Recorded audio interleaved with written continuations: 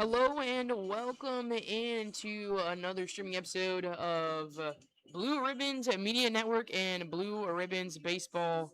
I'm Sam Marchand alongside Dom D'Angelo. We are super excited to bring you a doubleheader matchup here between your Blue Ribbons and the new Lenox Pumas. And Dom, I know yesterday you were here in riding solo, so talk to me about, for the people that weren't able to tune into the game yesterday, how did the Blue Ribbons play yesterday? Well, Sam, first of all, nice to have you back. Hope Banana Ball was fun yesterday. Yesterday, tale of two games. I think it's fair to say 8-4 was the final score in game number one, and then Green Bay came back with a 10-0 victory in game number two.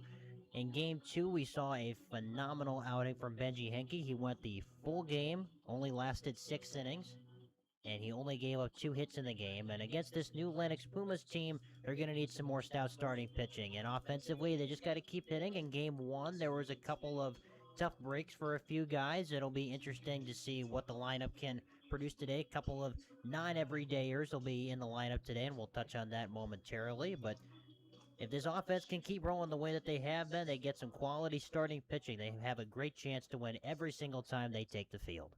Yeah, absolutely. And go back to last season. I know we were talking to Ken, one of the presidents here with the Blue Ribbons, and a great start to the Blue Ribbon season last year as well. So far, they're 5-2, 1-1 in Wisconsin State League play. That opened up yesterday, and a 4.87 team ERA, donning a 3.10 batting average. So doing pretty well on both sides of the baseball. We'll get starting lineups here for the visitors of the new Lenox Pumas. At shortstop, it's number 18, Braden Wilba.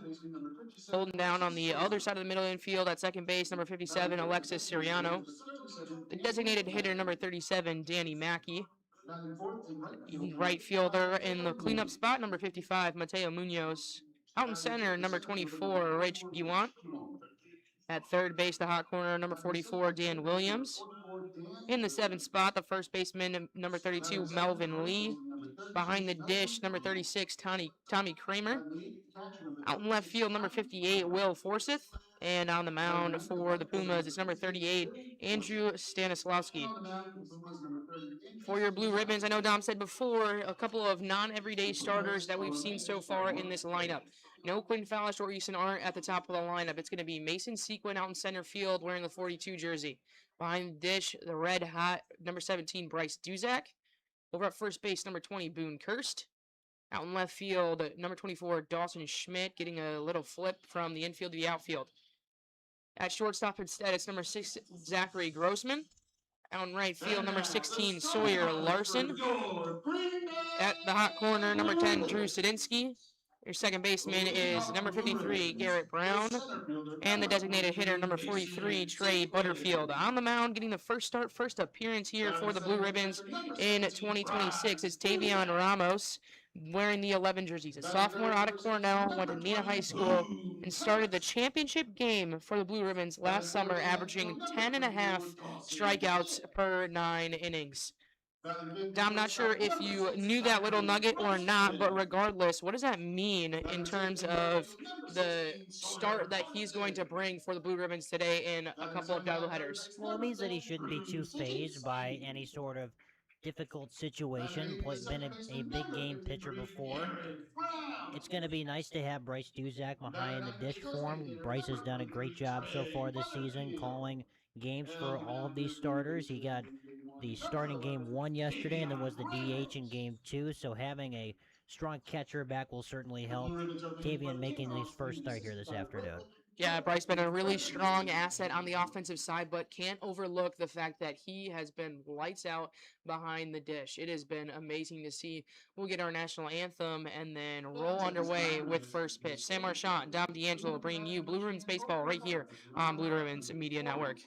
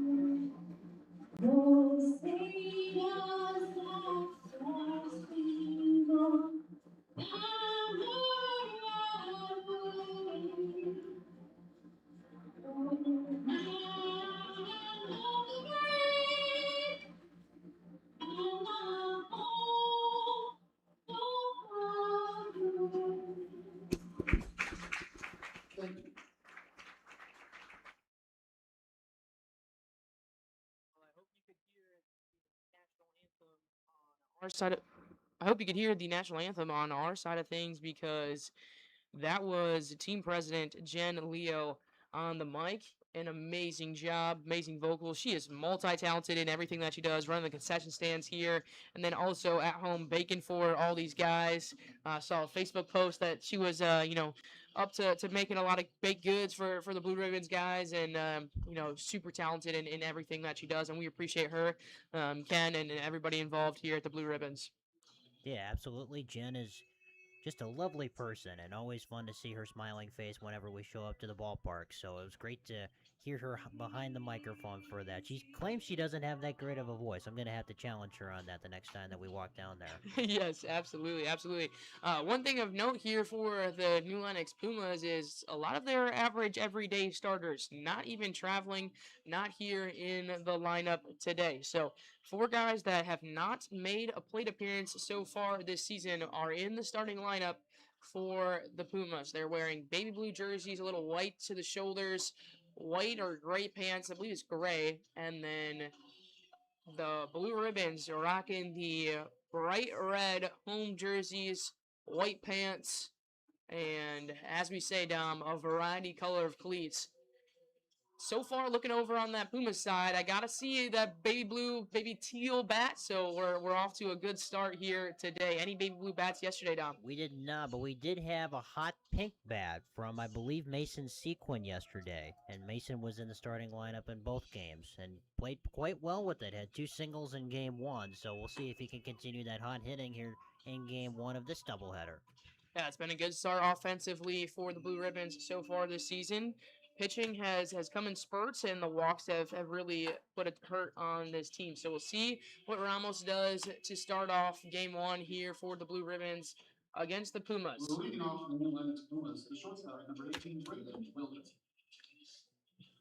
Leadoff hitter is the shortstop, Braden Wilda. 429 batting average, a triple, and a double.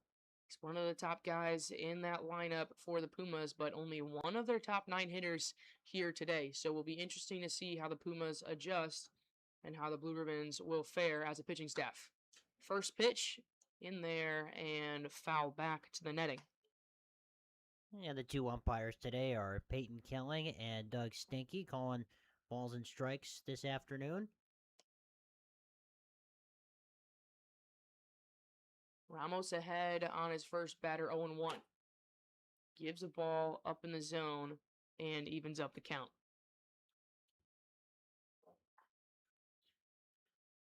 Ramos, like we said, Cornell University. Delivers a 1-1, swung through by Wilda. Ramos back ahead in the count. 5 total appearances, 2 2/3. And going back to his prep baseball days, it's a fastball, changeup, curveball, slider. That was the 4 pitches that he donned in those high school moments. Curveball, 2,800 spin rate. Slider, 2,800. The changeup, about 2,200. Sitting around 90 miles an hour. See what he can do with a 2-2 count. And it goes full here to Wilda.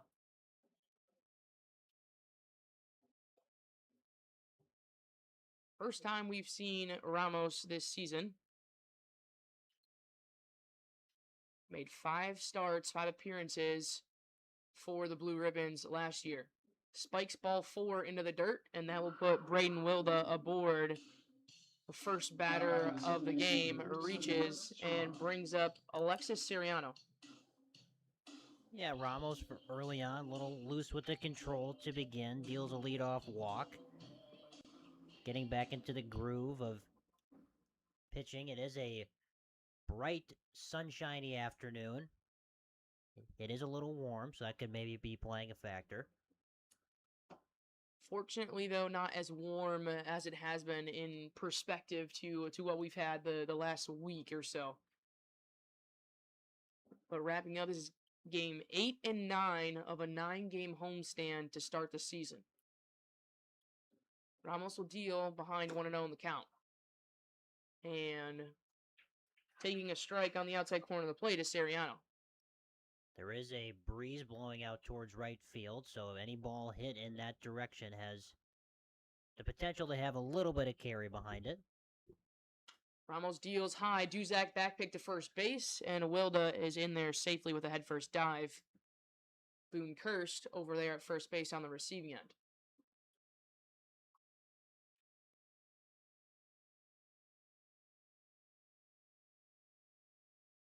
Command a little bit of an issue here early on. It's 2-1 count to Alexis Soriano. Check swing, doesn't matter. It's a strike down Broadway.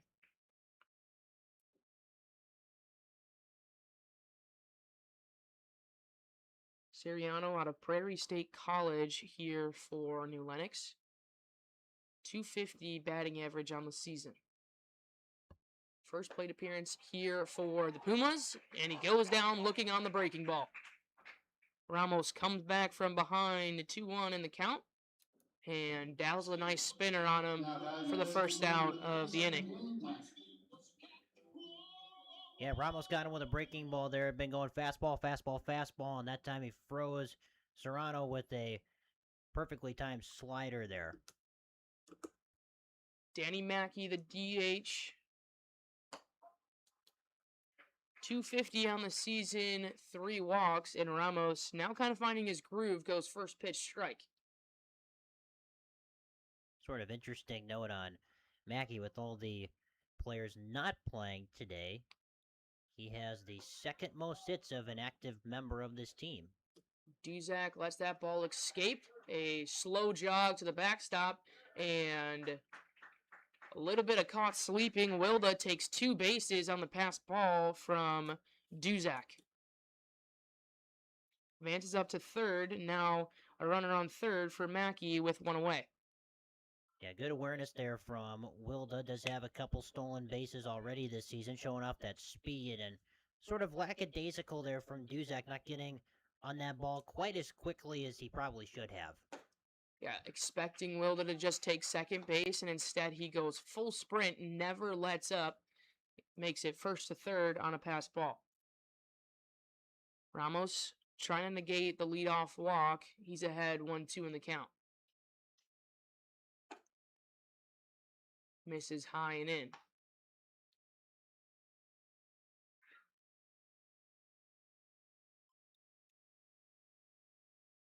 Defense playing pretty straight up, except sequence to the right of center field.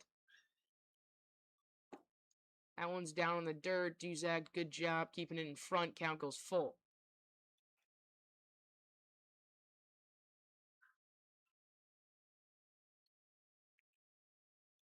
Top of the first, just beyond the 12 o'clock hour. Ramos. Fouled away to the right side from Danny Mackey. Would expect him with this next pitch to probably go breaking ball here. That's what he did the last time he was in this spot, and he got Serrano to just look at one. See what he does. Sets up, deals. No breaking ball, but still this time just looked at it. Danny Mackey and Alexis Serrano, they go back-to-back down on strikes, and it's a backwards K in the books. 2 away with a runner on third. Mateo Munoz, the right fielder, steps into the batter's box, the lefty. This will be the 6th plate appearance of the season for Munoz. For a team that's playing in their 10th game, that's not a lot. Not a ton of experience. Ball misses inside and low on the first pitch to Munoz.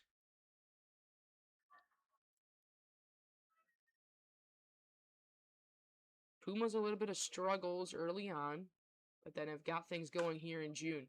Munoz chops one back to the pitcher Ramos. He'll take a jog over to first base and gives an underhand flip to Boone Kirst.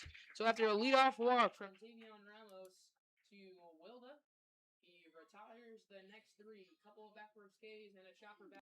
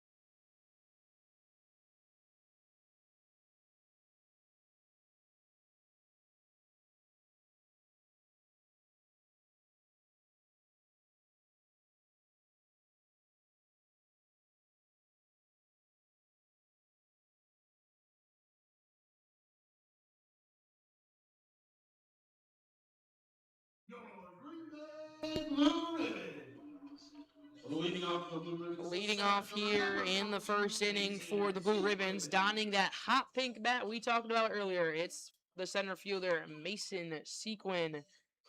Has had quite a few starts here to begin the season after not being in that lineup for the first couple of games. A solid center fielder for the Blue Ribbons. He's going against Andrew Stanislavski, the lefty. First pitch misses high and away. 6.27 ERA for the Pumas. Opponent's batting a 2.45. And that strike catches the bottom outside corner. It'll be Sequin, Duzak, and Kirst, the 1-2-3. If any reach, that brings up Dawson Schmidt. And down and in, working quickly is Stanislavski. Defense playing straight up, a little bit behind the bags. Kind of deep in the infield, giving them some time to read the ball. Sequin fouls it to the right side. It'll be out of play. And he'll have a new life with 2 strikes. 4 hits coming into the day for Mason. Got 2 of them yesterday. 4 RBIs for him. See how he approaches this top of the lineup. Turns on a breaking ball, launches it into right field, and carries a little bit too much. Under it is the right fielder, Munoz. First batter retired here for the Pumas, and that brings up a red-hot Bryce Duzak. Dom, since he's been in this lineup, how has he impacted it offensively and behind the dish? I think he's just a bopper in that you look at his slash line, 333 average, 6 RBIs already, had a big double in the game yesterday. Just a calming presence, and he's really been in the 2, 3, or 4 spot ever since he's begun playing this year. Something that might be a little different for Mason being the leadoff batter. In game 1 yesterday, he was the 9-hole hitter, and then in the 8-hole hitters. It's a very different perspective, but when you have a guy like Bryce who's been near the top of that lineup all season long, get a bit of a comfortable rhythm, and he's thrown off what he can do so far early this season. Absolutely, and plate discipline has not been shy for Bryce either. 4 walks to start this season.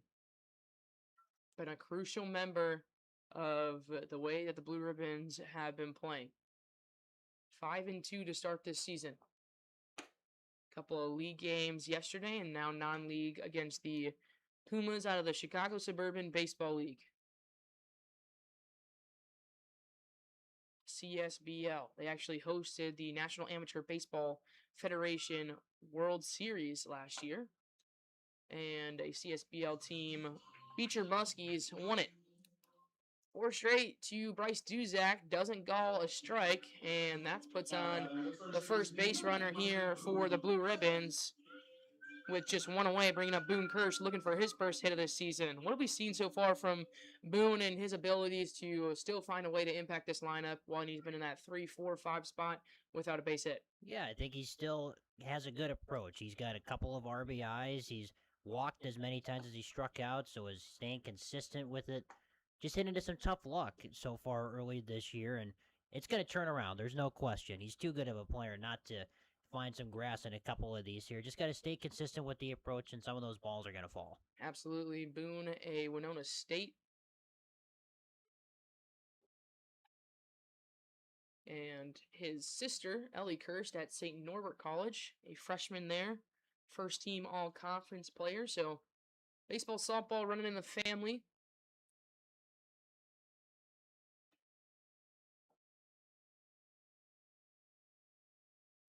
Delivery here, and Kirst watches the 2-1 go right by. Stanislavski's really trying to work the top of the zone the first couple of batters. He got Sequin to fly out on that one, but has been somewhat inaccurate the last 2 batters he's faced. Pass ball here, and gonna go nowhere. Bryce Duzak moves up to second base.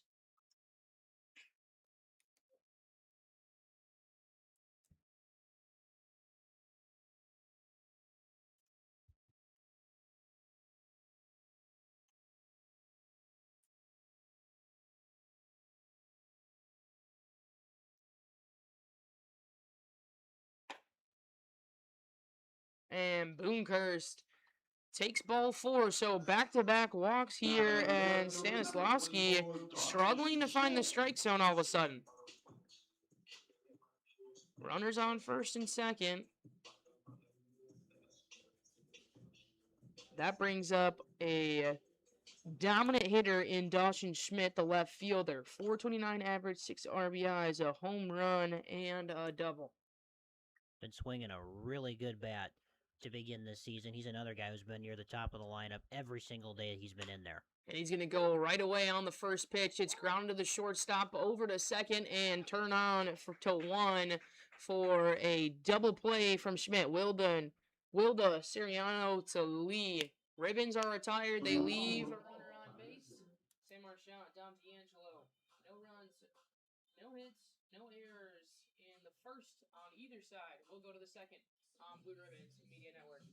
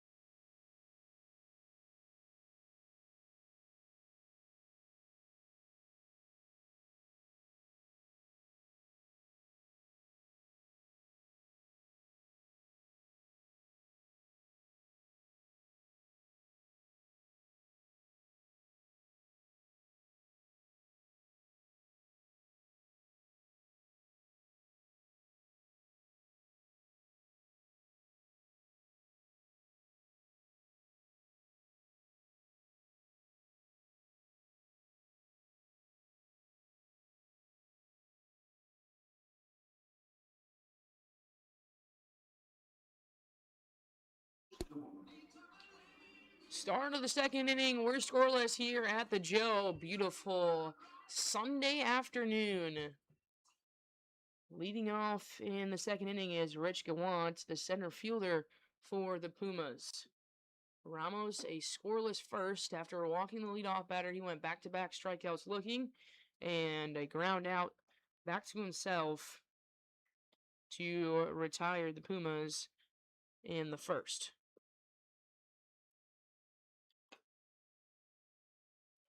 Now he's behind 2-0, and we've seen 3 walks, a little bit of command issues on both sides of the coin today. Although in the first inning, or first few games, excuse me, that we've seen, it has been a lot of walks to quite a few strikeouts as well. So pitchers are ahead of the batters in terms of what they're throwing, but just trying to have some struggles finding the zone. Yeah, early on, still trying to feel out the home plate umpire, what you can get away with in the strike zone. Swings through 1, does Gawant, and 2-2 the count. And also just trying to feel out the batter, too, trying to get a good sense of your breaking ball. If you get your breaking ball working early, that fastball becomes so much more effective. Absolutely, and he goes strike 3, looking the third of the day. So right back into it is Ramos after starting behind in the count 2-0. Well, right on cue, there's that breaking ball from Ramos. Got him to freeze once again. Third strikeout looking so far for the Pumas.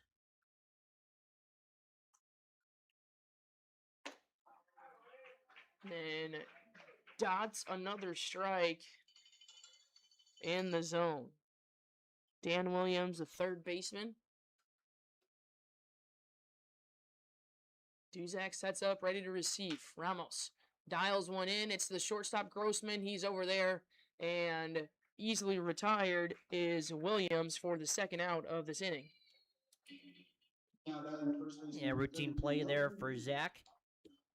Tell you, all these shortstops that have run out there, it doesn't matter if it's Braden Steinbecker, Grossman, whoever it is, deep in that hole over there, they've done a great job to begin this season. Yeah, absolutely. It has been super exciting to see who Coach Alstein rolls out. Steinbecker, two-way guy on the mound. We've seen him dominate, and then over in the hole, Zachary Grossman, a gray shirt over at Whitewater. And, of course, Dawson Schmidt playing the infield and then going back into the outfield every once in a while, trying to expand his repertoire. First pitch is a strike here to Melvin Lee. First baseman for New Lenox. And he takes a big hack at strike two. Didn't come close to it on the breaking ball.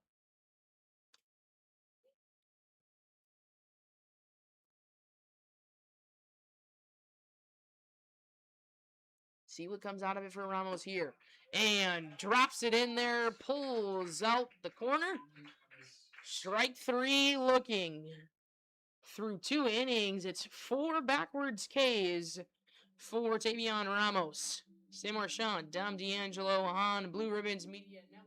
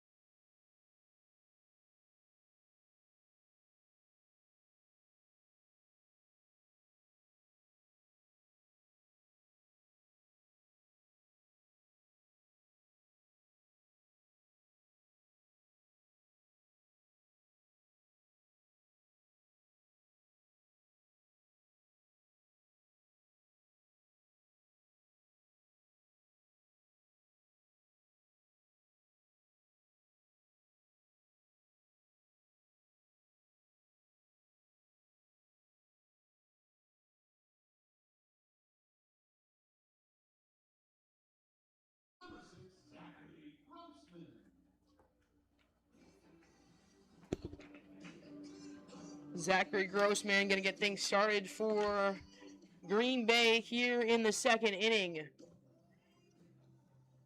He has had a strong start to this season when he has had his opportunities. 375, 3 of 8, 3 RBIs, and has scored 3 runs. So far, Stanislavski has done exactly what he's needed.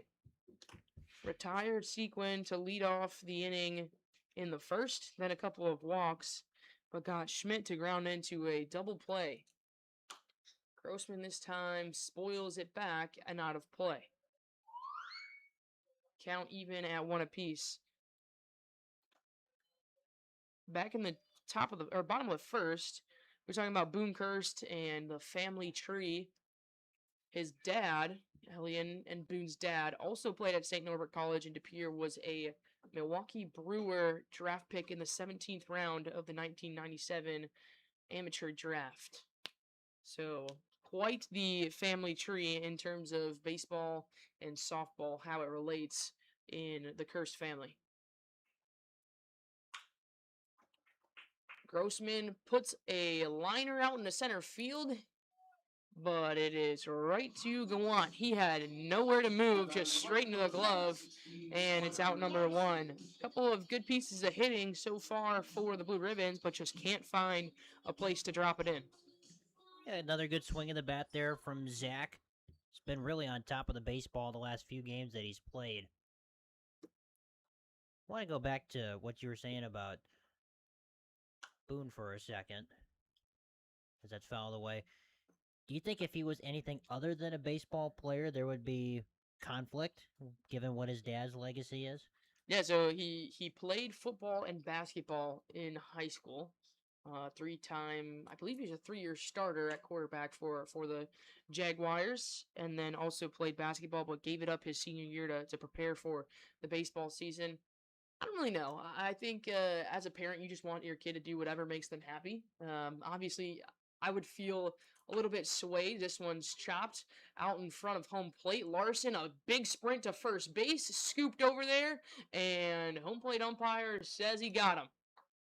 Larson doesn't agree, but that's out number 2 as Stanislawski comes off the mound to field a swinging bunt. That was a great play from Stanislavski there. A little dribbler kind of perfectly in between the mound and where the catcher Kramer was going to go get it. He called for it himself, made an accurate throw to first. Pitchers are athletes too. I think that's what you've trademarked to this point in the year. Yeah, absolutely. And he's got to come off the mound and kind of make a spinning play as he's a lefty. So a really athletic play there for Stanislawski, and Larson can hustle down the line. So it's not like that's an easy play to make. Adding to the point there about Boone, and if dad really wants him to live out the legacy of playing baseball, I think it's, as a parent, you want your kid to do whatever makes them happy. Obviously, I would feel partial to my kids playing softball. I would love if they played softball, but yeah, I'm not gonna feel some type of way if they go do another sport, whatever it is. But that's a sport you love, and that's the sport you've played your whole life. So I think you feel partial in any way. Puts a lace on this one out in left field. It's Drew Sadinsky. He's going to hustle into second base, and he's got a stand-up double with 2 outs. Right over the head of the left fielder, Forsyth. Drew Sadinsky swinging a hot bat over at the hot corner as Jake Potasic has struggled a little bit. Sadinsky's gotten his chance in the lineup, and now 3 of 5. Sadinsky in safely with an extra base hit, bringing up the 8 batter today, Garrett Brown. Yeah, good to see Drew. Good swing of the bat there. Got a piece of one. Drilled it to left over the head of Forsyth out there. When he gets a hold of one, he's got some sneaky power. Yeah, he put a line into that one and hit well. Forsyth you could tell he was tracking it, and the ball just kept carrying right over the top of his head. Runner in scoring position for a sneakily dangerous Garrett Brown. Behind 0-2 in the count here with 2 away. We're big Garrett Brown fans up here in the booth. 273 average for Garrett, but he's come up big in big spots a number of times this year. Yeah, absolutely. But this time swings through strike 3. Stanislawski, 2 innings of scoreless baseball against the Blue Ribbons. We're knotted up at nothing here on Blue Ribbons Media Network. Sam Marchand, Don D'Angelo. We'll be back on for the third.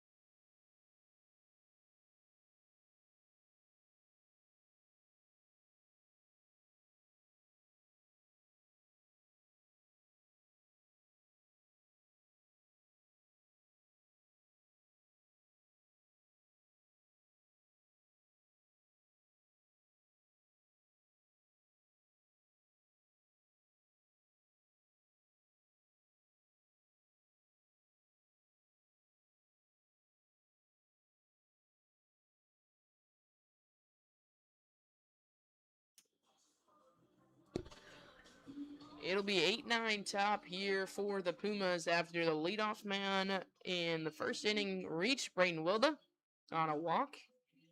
But since then, it has been 6 straight retired for Tavion Ramos. 4 via the backwards K. So doing something right and fooling these batters is Ramos.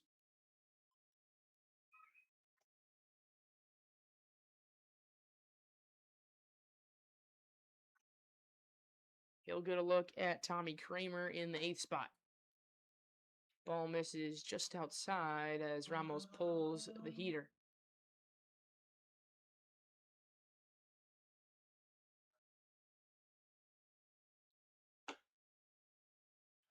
Defensively shift a little bit to the right of straight up.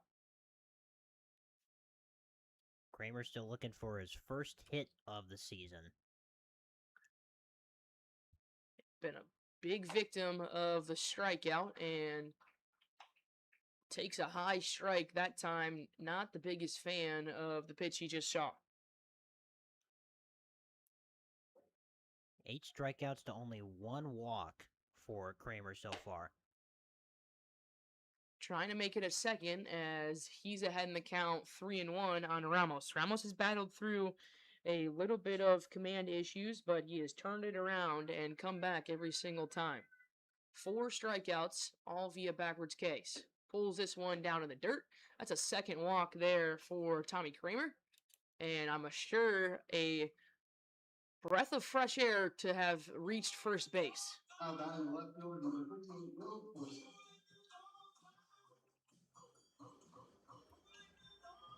Ramos not allowed a hit, but 2 walks and a couple of leadoff walks have been the case. Brings up Will Forsythe. He takes a strike outside on the outside corner of the plate.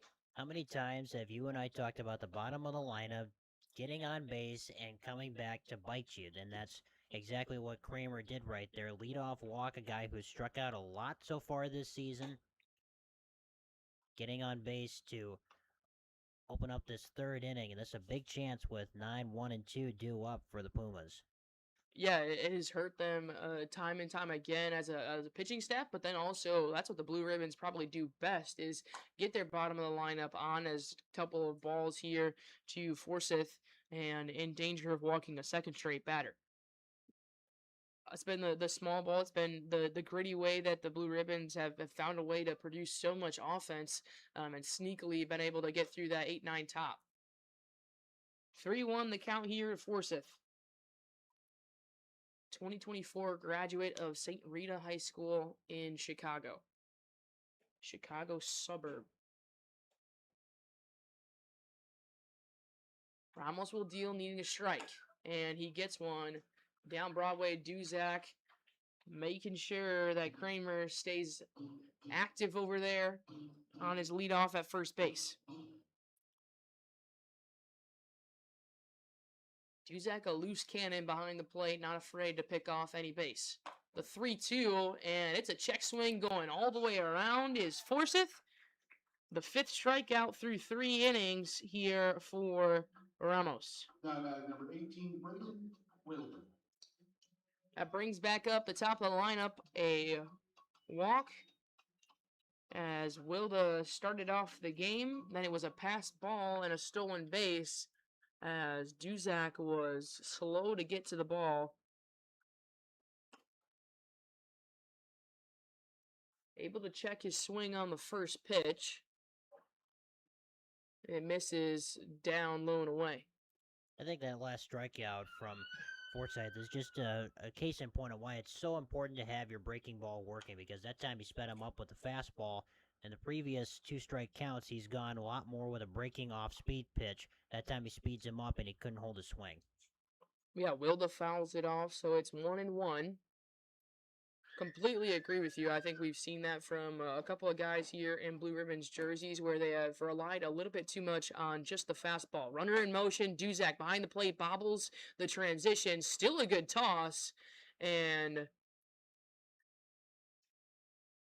a good transition easily has Kramer out at second base as Duzak still made it a tough run. But in safely, now a runner in scoring position for top of the order in Wilda. Pumas not afraid to run. If 23 stolen bases have only been caught 4 times, fouled straight back into the protective netting from Wilda.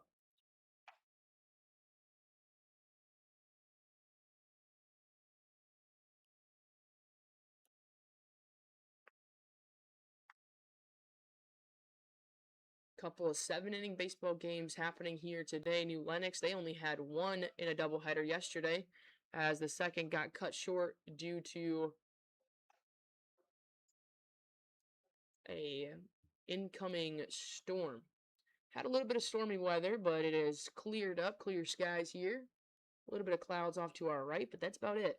It'll be an interesting week for teams playing in the area because there's high rain chances all throughout the week.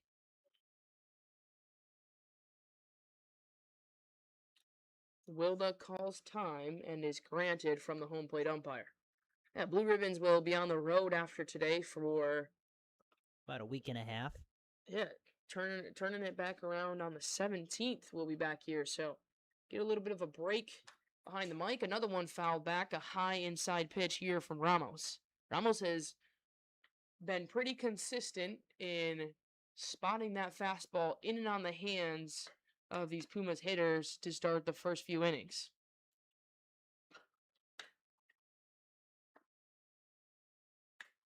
See what he delivers on a 2-2. Long at bat here to Wilda. And breaking ball just barely fouled away to the right side. Got the end of the bat.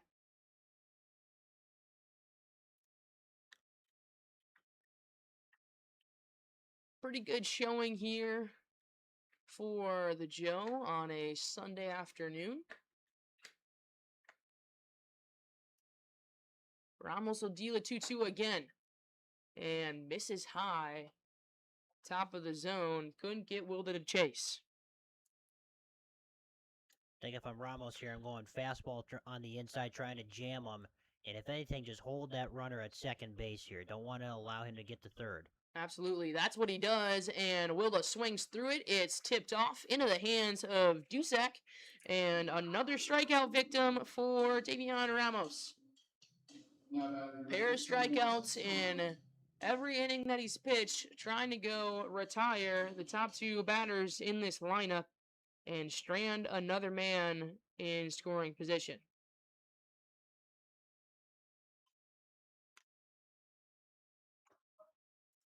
First pitch is that fastball in on the hands. Alexis Siriano frozen on the curveball, excuse me. Back in the first.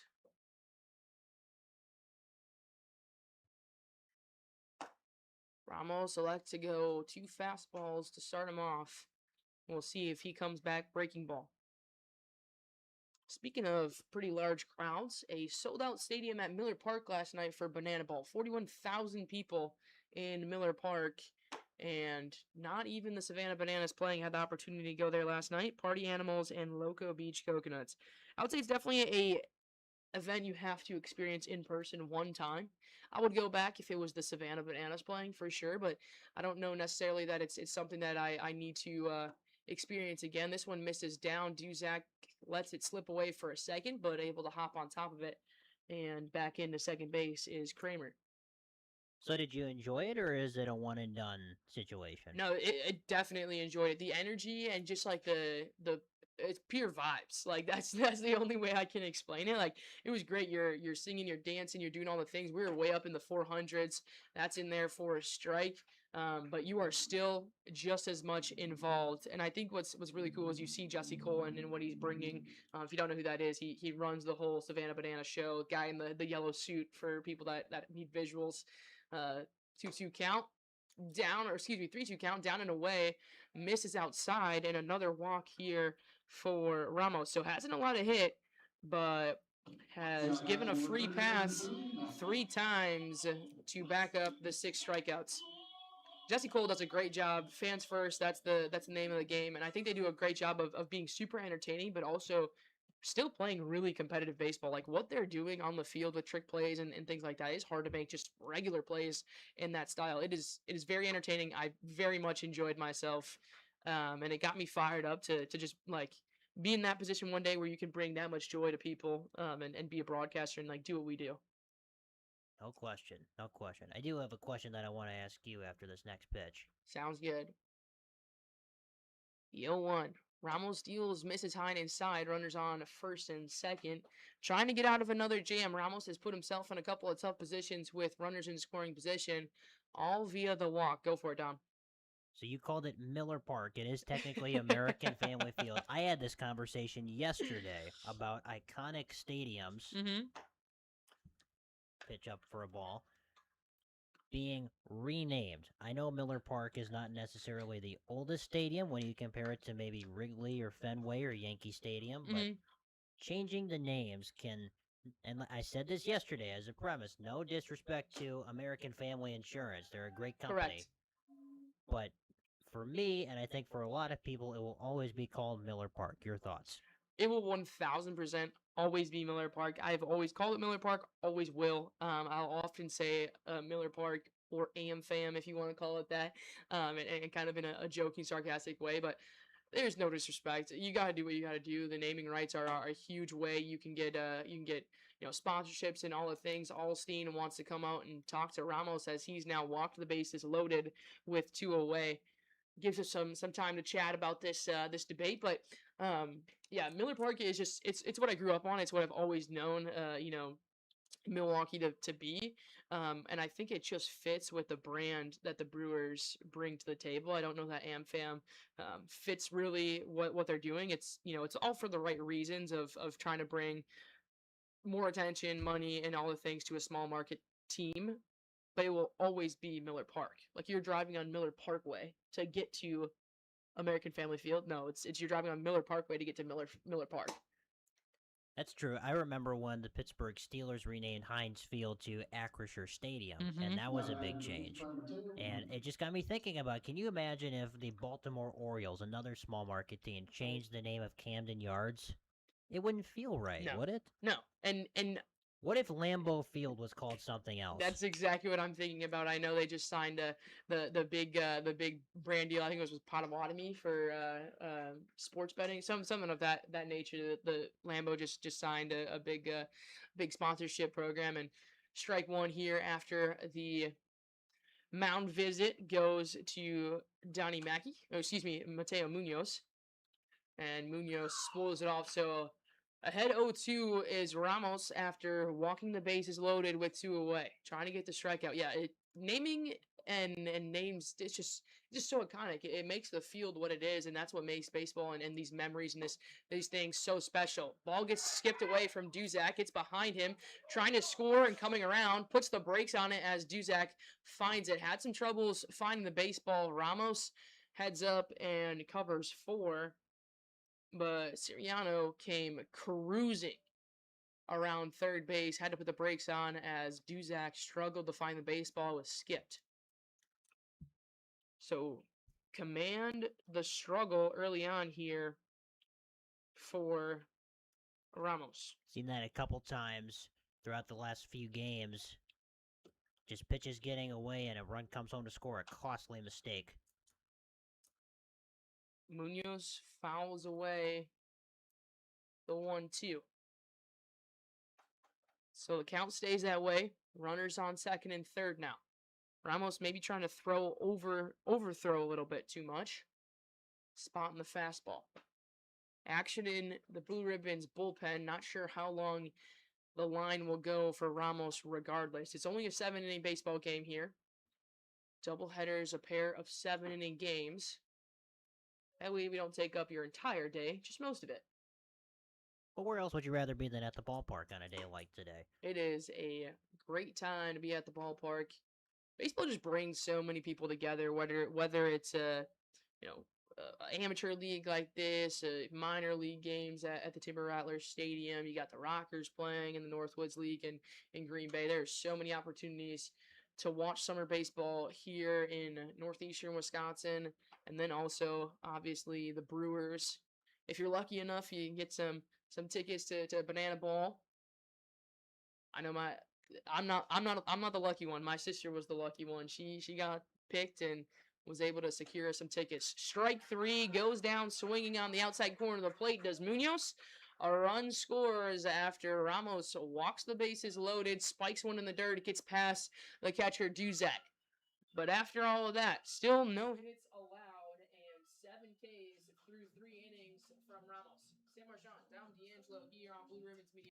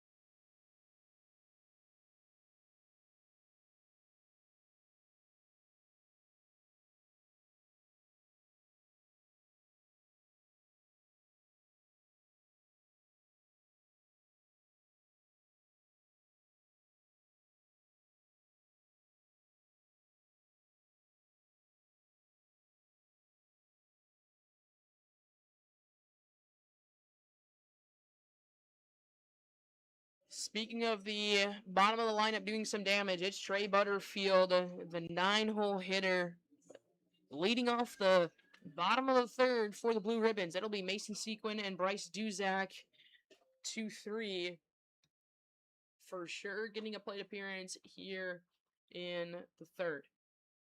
Ribbons find themselves down a run, but a position they've been in before and able to respond every single time. Stanislawski dealing well, the lefty in there misses a ball high and out. What have you seen from Stanislawski so far that has just helped the Blue Ribbons stay off balance and not able to push across the run? Doing a great job mixing up where he's attacking in the zone, as that one's a little bit more middle, but he's really been attacking the upper part of the plate. And the one ground ball that Dawson Schmidt hit into a double play, that was in the lower corner of the zone. So he's doing a great job using all parts of the zone, mixing up fastball and breaking pitches, as there's one there. Spoiled and slices to the right side for Butterfield. So he's just doing a really good job of mixing it up and using all aspects of the zone to get the first few batters that he's faced out. Only one hit to this point, and that was a Drew Sajinski double in the second. Now pipes one down the plate, a little off-speed pitch to Butterfield, evens up the count at 2 apiece. Stanislawski, 6 2/3, 5.40 ERA, 7 walks, 11 strikeouts, but opponents hitting just 160 against him as he came into this game. This one sliced again into right field, but Butterfield will have a new opportunity as it falls out in the Blue Ribbons bullpen. So a high earned run average, but not a lot of opportunities for runners on base via hits. Blue Ribbon's going to have to be patient and find a way on first base. See if they can kick out Stanislawski and face another pitcher. Butterfield skies it. Second baseman Siriano under it. And Butterfield retired for the second time, puts a ball up in the air.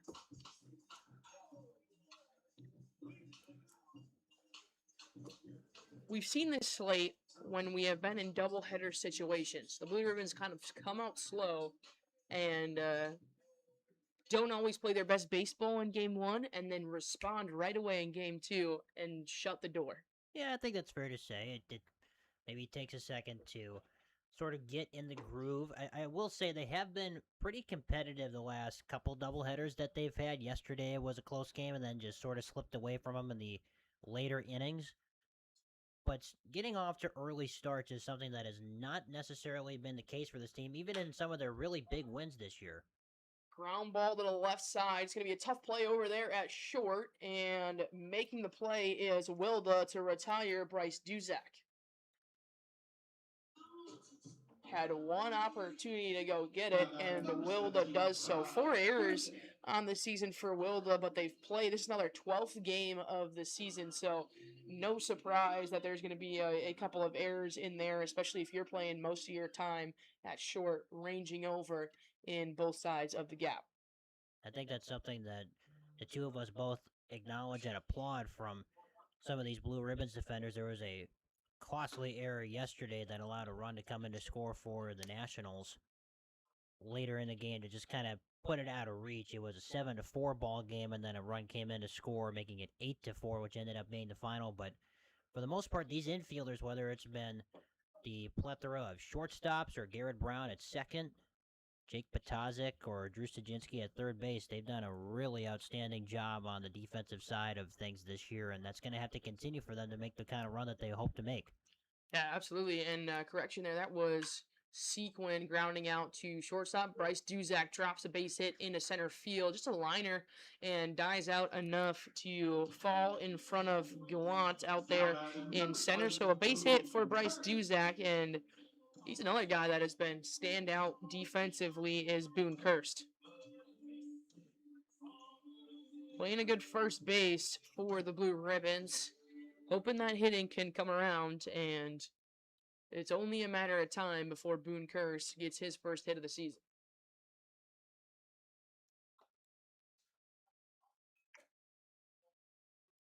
The lefty arm here in Stanislawski facing all right-handers. I think it says a lot about the confidence that Coach Alstein has in Boone that he's going to get this thing turned around, that he's still batting in the 3 and 4 spot anytime he's in the lineup. Yeah, absolutely. That's a big point to make because that 3-4 spot, you're going to get, especially in the 3, your top 3 guys are going to get the most at-bats out of every single person on this field. And I trust Boone Kirst in that much.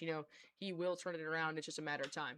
Puts one on a jump here into right field, over the head of the right fielder, Munoz, and there it is. It's down for a base hit. He's going extra bases, Boone Kirst. Sending around third is Duzak. No play at the plate. He'll be up. It's cut off by the first baseman, and there it is, Boone Kirst. The first hit of the season. It's a 2-out double and an RBI to tie this game up at 1 apiece here in the 3rd inning. Big swing of the bat there for Boone. Got a good piece of it. Took it the other way into right field over the head of Munoz all the way to the backstop.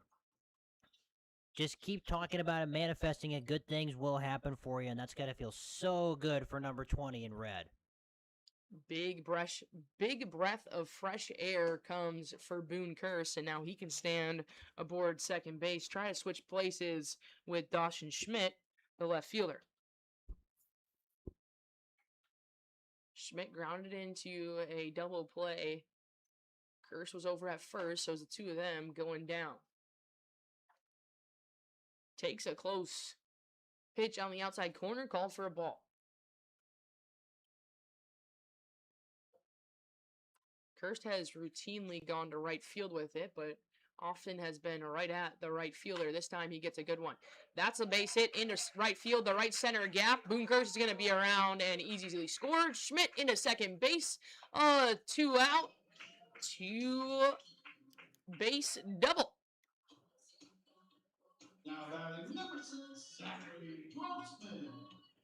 Talked about Dawson at the top of the telecast, and he's just been swinging such a good bat these last few games.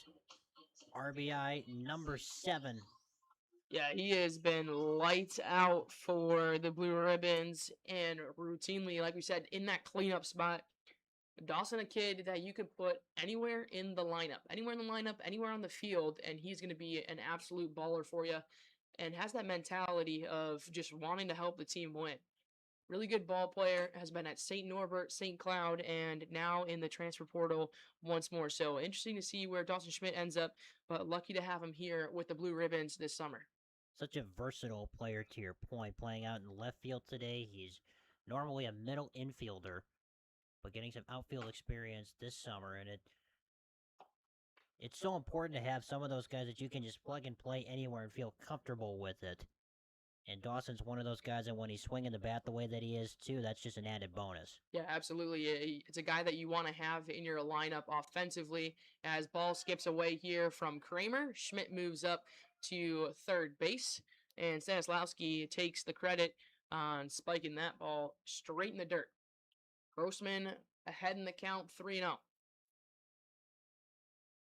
Schmidt, a guy you know you want in your lineup on the offensive side, and then it helps a ton when you can just put him anywhere in the field. Grossman thought it was ball 4. Instead, it's a 3-1 count. Your best ability is your availability. That's the big saying. And Grossman lines this one to the shortstop. It skips in front of Wilda, and that'll be error number 5 on the season for Wilda. Grossman's aboard. Another run scores. It's a 3-run third for the Blue Ribbons, all with 2 out, and that brings up Sawyer Larson. That one just kind of eats up Wilda at short. Took kind of a funky spin, allowing Grossman to be safe at first, and another run comes in to score. Yeah, it was a good piece of hitting, but it kind of just had a lot of topspin on it and died out pretty fast from Grossman as Larson watches a breaking ball drop in for strike 1.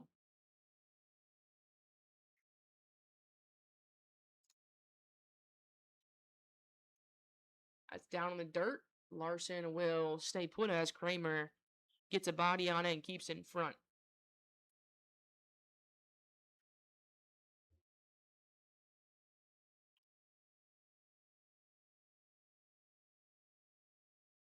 Drew Sadinsky on deck. He had the first hit for the Blue Ribbons, a double back in the second. Larson can reach. That will bring up Sadinsky and an opportunity to keep plugging the runs in here. Green Bay done a good job of responding after giving up a run in top half of the inning. Larson laces it into left field under the glove of a diving third baseman in Williams. And some more 2-out base hits. Drew Sajinsky. 5 have now reached with 2 outs, and the inning keep going for Stanislawski and Kramer. Kramer will head out to the mound to talk it over, but the Blue Ribbons have turned it on here with 2 away. Good situational hitting, and we talk about that way too often on the broadcast. They're probably like, all right, we get it. The Blue Ribbons are good situational hitters, but you don't often come by that. And how important has that been to holding a 5-2 record here for Green Bay through the first 7 games? Well, it's been huge, and it's been coming from all parts of the lineup, too. When you think about Sawyer Larson's getting the start in right field today, Garrett Brown's had a number of those moments. This guy at the plate's had a few moments like that, Drew Sajinsky, and it's just been complimentary baseball from all parts of this lineup, and that's what's allowed them to get off to such a good start and what's helped them build up this 3-1 lead. Doing a good job, and Garrett Sajinsky laces it in left field, just foul. Left side of that foul line. Easily would have scored 2, and I think Sadinsky would have had himself another stand-up double. Possibly even opportunity to slide into third base behind a throw. Instead, he's behind 0-2 in the count. But he has been swinging a good bat, and opportunities a little limited, but in good position. He'll be a tough guy to keep out of the lineup. Chops this to the second baseman. Sereno goes to Wilda. It's a fielder's choice for the 3rd out of the inning, but not before the Blue Ribbons score 3. And at the 4 3-1, hits, number 3 one, runs, 4 Williams. hits, 1 error, and 2 left on base for the Blue Ribbons in their half of the.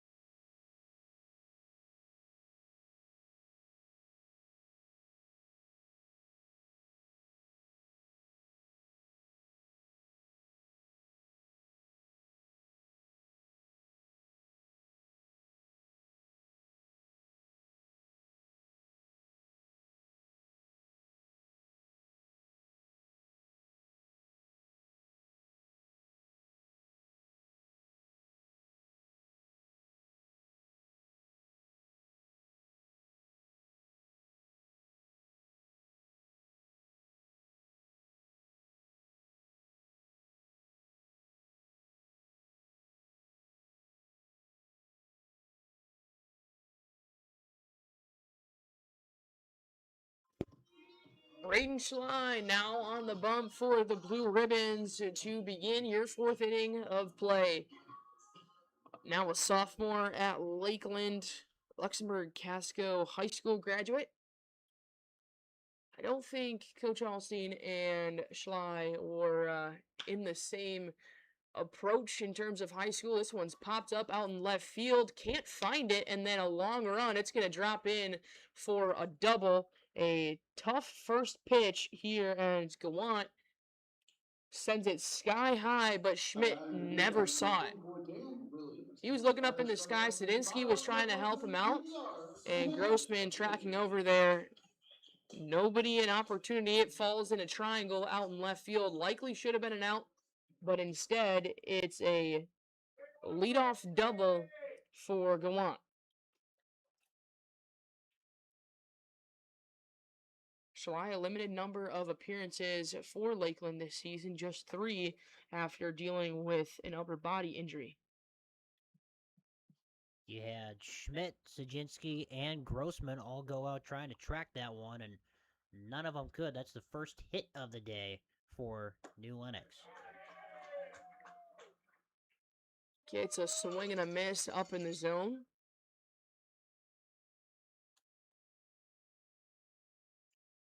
Dan Williams playing the hot corner. Schley tries to retire him with a leadoff man on. Pulls it a little far, but Duzak able to get a glove on it. Bryce Duzak has been really stellar defensively. We talk about it a lot, but kind of a William Contreras-esque guy behind the dish in terms of, well, he just does a good job keeping his pitchers calm and staying on it. This is laced into left field, into the gap, and it will get down for a double. Run comes around to score. So a pair of back-to-back doubles, no slide into second base. No, he's going to be out at second base. Williams, no slide into second base. Home plate umpire has to make the call. And the relay from the outfield catches him. You have to slide in that situation. Yeah, that was kind of peculiar why he didn't there. If he slid in, he's safe at second easily. Instead, it cost the Pumas an out here. They do get the run to come home to score, which is important. That makes it a 3-2 ball game now, but bases are now empty for Melvin Lee. So the defense, after a miscue to the leadoff batter in Gawant, gets Williams at second base. Good relay from Sequin. Sequin, I think it touched all three hands. Sequin, Grossman, Brown in the outfield. So that's going to go down as just an RBI single, and then he's out at second base, is Dan Williams. Melvin Lee now brings it back to us here in front. 1-2 count. Can imagine that Mark Ayers, the head coach of New Lenox, is not going to appreciate that effort too much. Yeah, he was hustling out of the box, but slowed up a little bit going into second base. Check swing, get him. And good afternoon, good evening, good night. Melvin Lee retired via the backwards K twice now. He was with the Pumas in 2024, had 2 at-bats, was 1 for 2, so it's been a long time coming. Lee back with the Pumas. This is his first 2 plate appearances of the season, and both of them down on strikes in the form of a backwards K. Tommy Kramer takes that baseball off his helmet, shakes it a little bit, turns around, and ate it like a champ. Got a smile on his face as he jogs down to first base. Good news for him is that was not a fastball. That was a breaking pitch that got away from Schley that time, so it's not gonna harm you too much. Puts Kramer on first, stole a base last time he reached in the third. That was via the walk, so not afraid to get going over there as Kramer. A small frame, but speedy. And Forsyth takes strike number 1. Schley, a couple of command issues early on. Struggled in the scrimmage that the Blue Ribbons played about a week and a half ago. Back in May. Runners in motion. Duzak down to second base. Garrett Brown has it. And no, in and out of the glove of Brown and Duzak. A good toss that time. Frustration on his face because a clean reception on the other end would have had Tommy Kramer out. And that's the second time. It was a miscue on Duzak the first time, and now a miscue on Garrett Brown over at second base. Kramer in there safely with 2 stolen bases. Swinging through the second strike is Will Forsyth. And a run is in, a runner on second base. Schley trying to end the damage there. Takes a look at Kramer, a long one. Back to Kramer, and now delivers towards home plate, pulls it down in the dirt.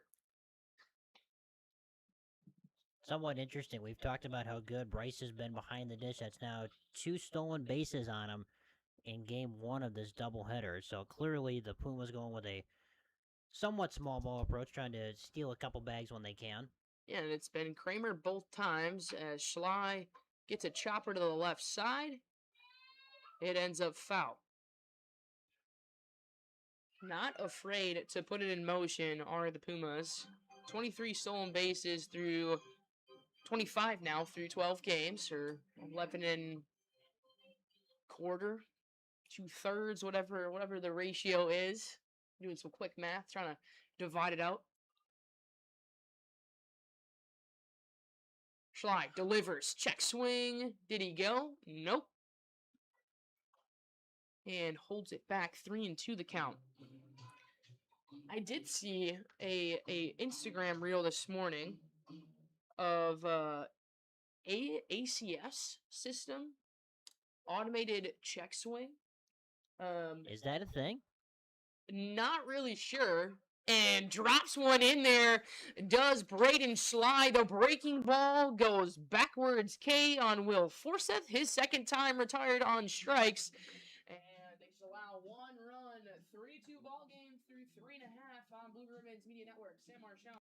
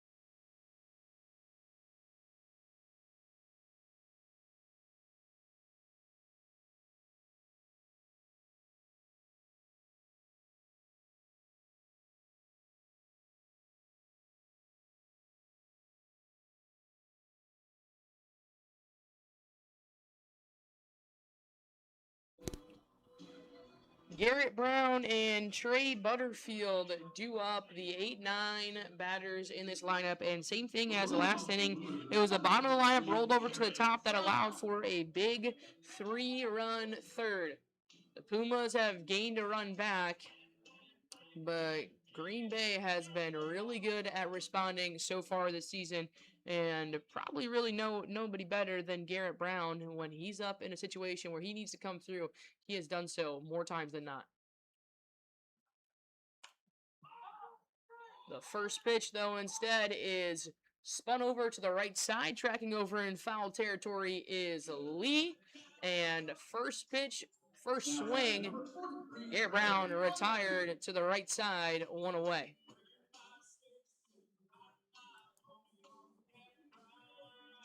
So it is factual. That is, there is a check swing challenge system. It's in the AAA minor league system right now. It was a John Boy Media video, and we were just talking about this, Dom.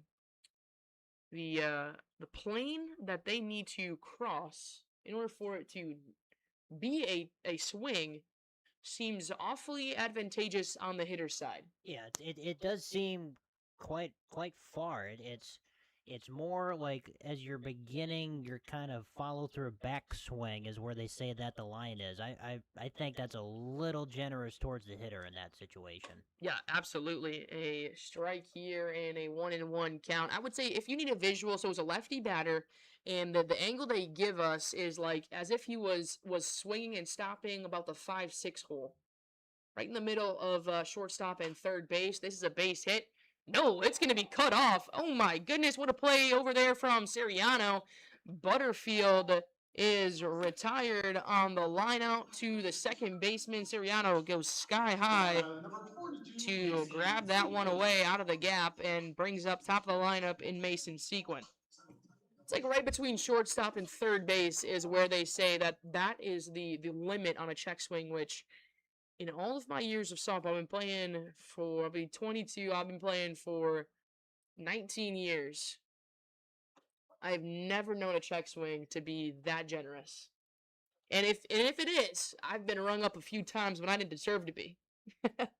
So you're gonna take this up with authorities. I'm gonna start using the check swing robot umpire system in my D3 college softball days. I need you, if you get rung up on a check swing, to pull your phone out of your pocket and be like, oh, no, hang on, check this out, and just show it to the umpire and just see how long it takes before you get kicked out of the game. So I know you're a guy who has been around sports. Do you know Jolly, the umpire official, Tim Jolly? I believe I've been at a few of his games before. Yeah. Yes. So, very vocal guy, really understanding of the rule books, all the things. We have a great relationship. He's on a lot of my high school games. Now does quite a few of my college games. We always get him when we're up here at St. Norbert. I think he would be a guy where if I pulled that out of my back pocket, I would give him a run for his money. And then he'd be like, "Get off the field." Short-tempered guy. He'll like let it go, but he will not ever like let it down. I last season, not this past season, but the season before, he rung me up on strike 3 at St. Norbert. First time I'd struck out all season, and I was like, Jolly, that wasn't a strike, and we were going back and forth. He goes, I know the zone better than anybody, and I was like, don't talk to me like that. It was awesome. So we were going back and forth. Sequin with a base hit into left field past the shortstop. Takes a big round around first base, and he's reached for the first time in this one. Brings up a red-hot Bryce Duzak. We've said that way too many times, but it is true, and doesn't get a lot better than what Bryce Duzak has been performing at the plate. 9 runs scored, 6 RBIs. He has been incredibly impactful to this lineup. Been showing some good discipline the last couple of days, too, drawing a couple of walks yesterday. Drew a walk in the first in this game. But yeah, Tim Jolly he's a great guy. He's a great umpire. Not everybody's favorite umpire, but he does a great job. He controls the game really well. And is he your favorite umpire? Hey, of course. We're on the air. Of course. What are you gonna say? Yeah, of course he's my favorite umpire. No, he's a great guy. Very you have a good relationship with him, and I think that's a big thing when you're catching, to build a relationship with the umpires that you work with. You see a lot of the same umpires every single time, and maybe you can butter them up a little bit for sure when you're talking to them back there and get some strikes. But the umpires do a great job, and I appreciate them so much because we wouldn't be able to play this game without them. The 0-1 in motion is Sequin taking off at second base. Head first slide safely. Ball skips away from Wilda, who came over. Nope, that's going to be Sereno, who came over to cover. Wilda was back behind on the backup. So second baseman coming in to cover on the throwdown from Kramer. And now in scoring position is Mason Sequin.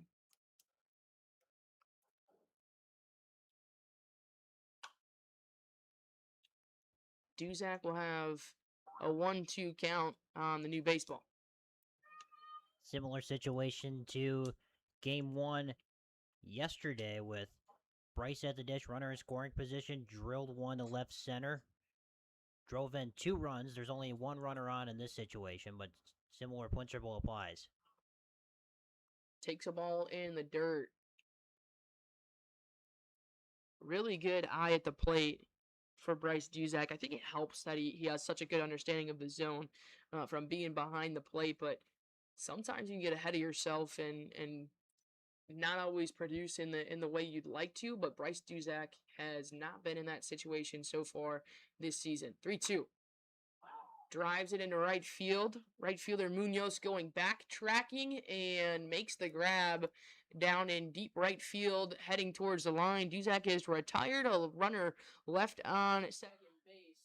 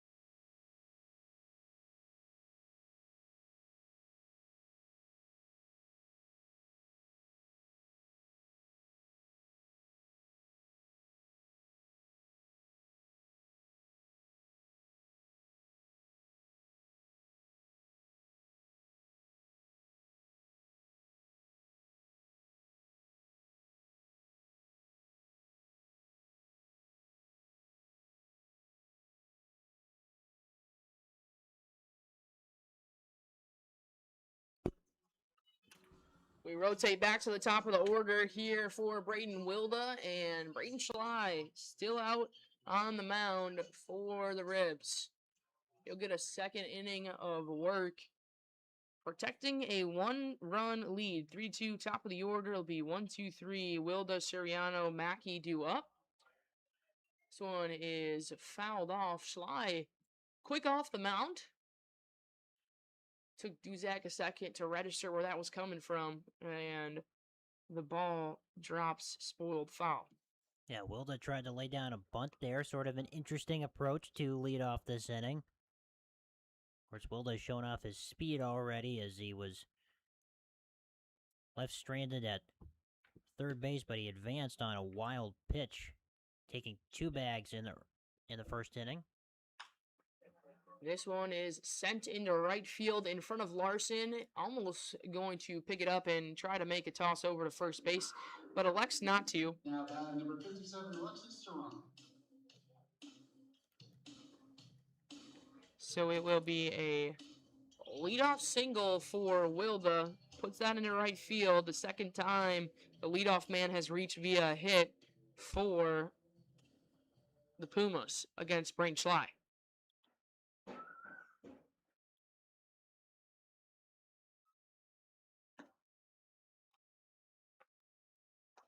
Big moment in college baseball yesterday as Troy eliminated Little Rock to advance to their first men's college World Series for Troy as a Division I program. So Women's College World Series wrapped up. Texas, the winner.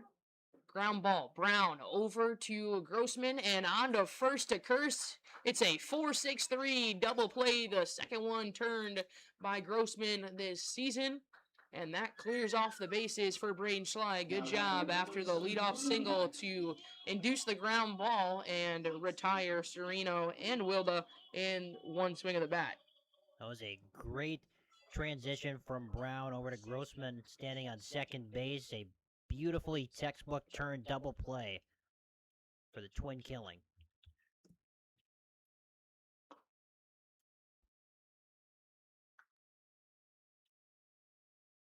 Now it'll be Mackey. Schley trying to face the minimum here. And Mackey spoils it off. Quick step from Munoz. Grabs the foul ball and will toss it back to Schley. Yeah, Troy advanced to their first super regional as a program. Then won their first ever super regional game. And now they're going to the men's college World Series. So big moments, a lot of history happening throughout the College World Series on the men's and women's side. It's a fun time of year for baseball and softball when the World Series is going on.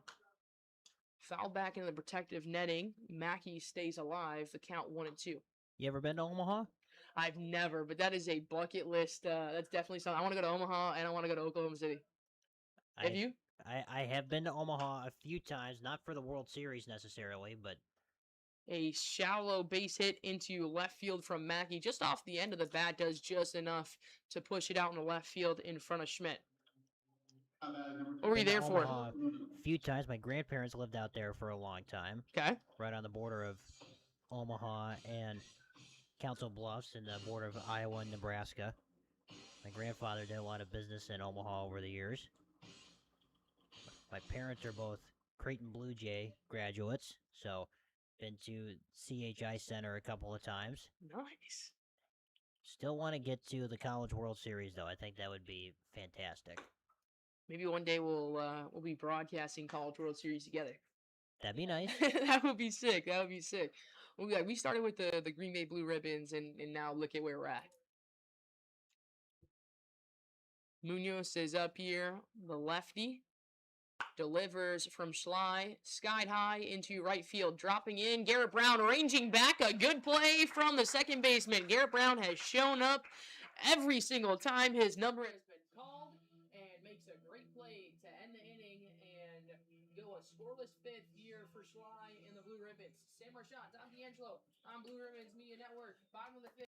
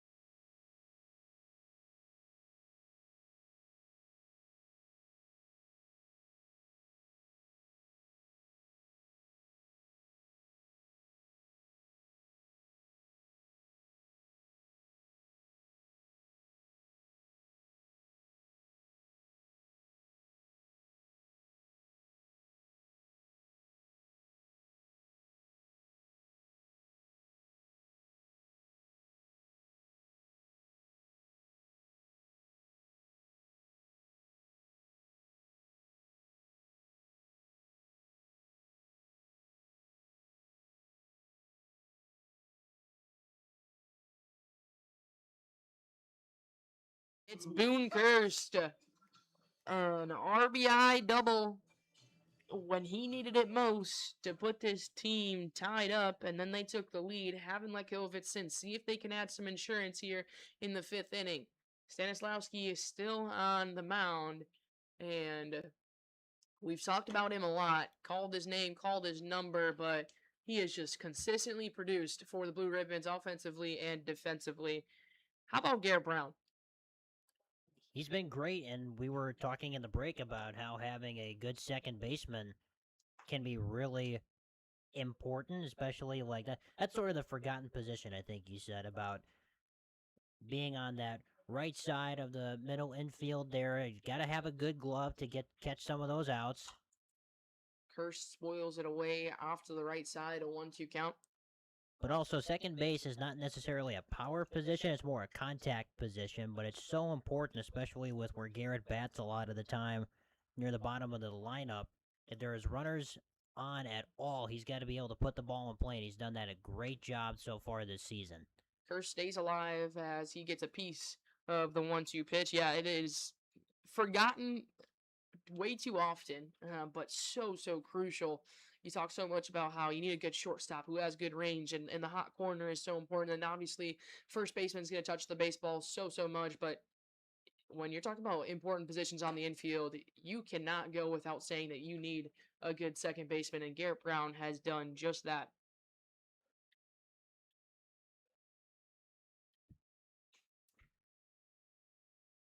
They're spoiling off a couple of pitches. Kirst takes a ball and then laces a base hit back up the middle. So 2 for 2 in his last plate appearances. Right past the glove of Stanislawski. And Boone Kirst, he is back. The leadoff man is on. Dawson Schmidt, a double to follow up Boone Kirst with his double. That was back in the 3rd inning. The Blue Ribbons scored all 3 runs they put up on the plate. Is Boone Kirst heating up? The streets are asking. That's two hits for him now. He's reached all 3 times. If he can become a consistent bat in this lineup, that's going to change a lot for Coach Olsen, because now you're going to run into a position of who do you put at first and maybe even at third every day if you have James Bornick, who had a home run yesterday, playing extremely well. If Kirst starts to heat up, Drew Stajinsky's had some nice moments in this game. Yeah, it is. We're going on a heater. This offense is only getting hotter as the weather heats up, and we're going in the right direction for the Blue Ribbons all the way to the moon. Ahead 2-0 in the count. A back pick to first base. Kirst will just take a couple of steps back over. Schmidt in a good hitter's count.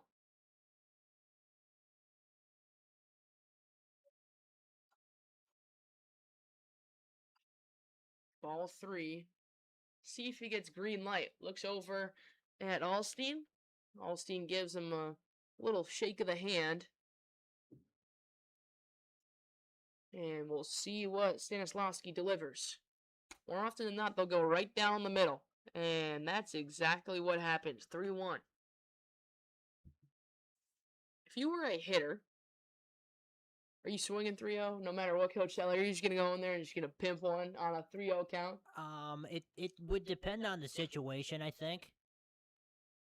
Chopped foul, Dawson Schmidt will bring himself to a full count.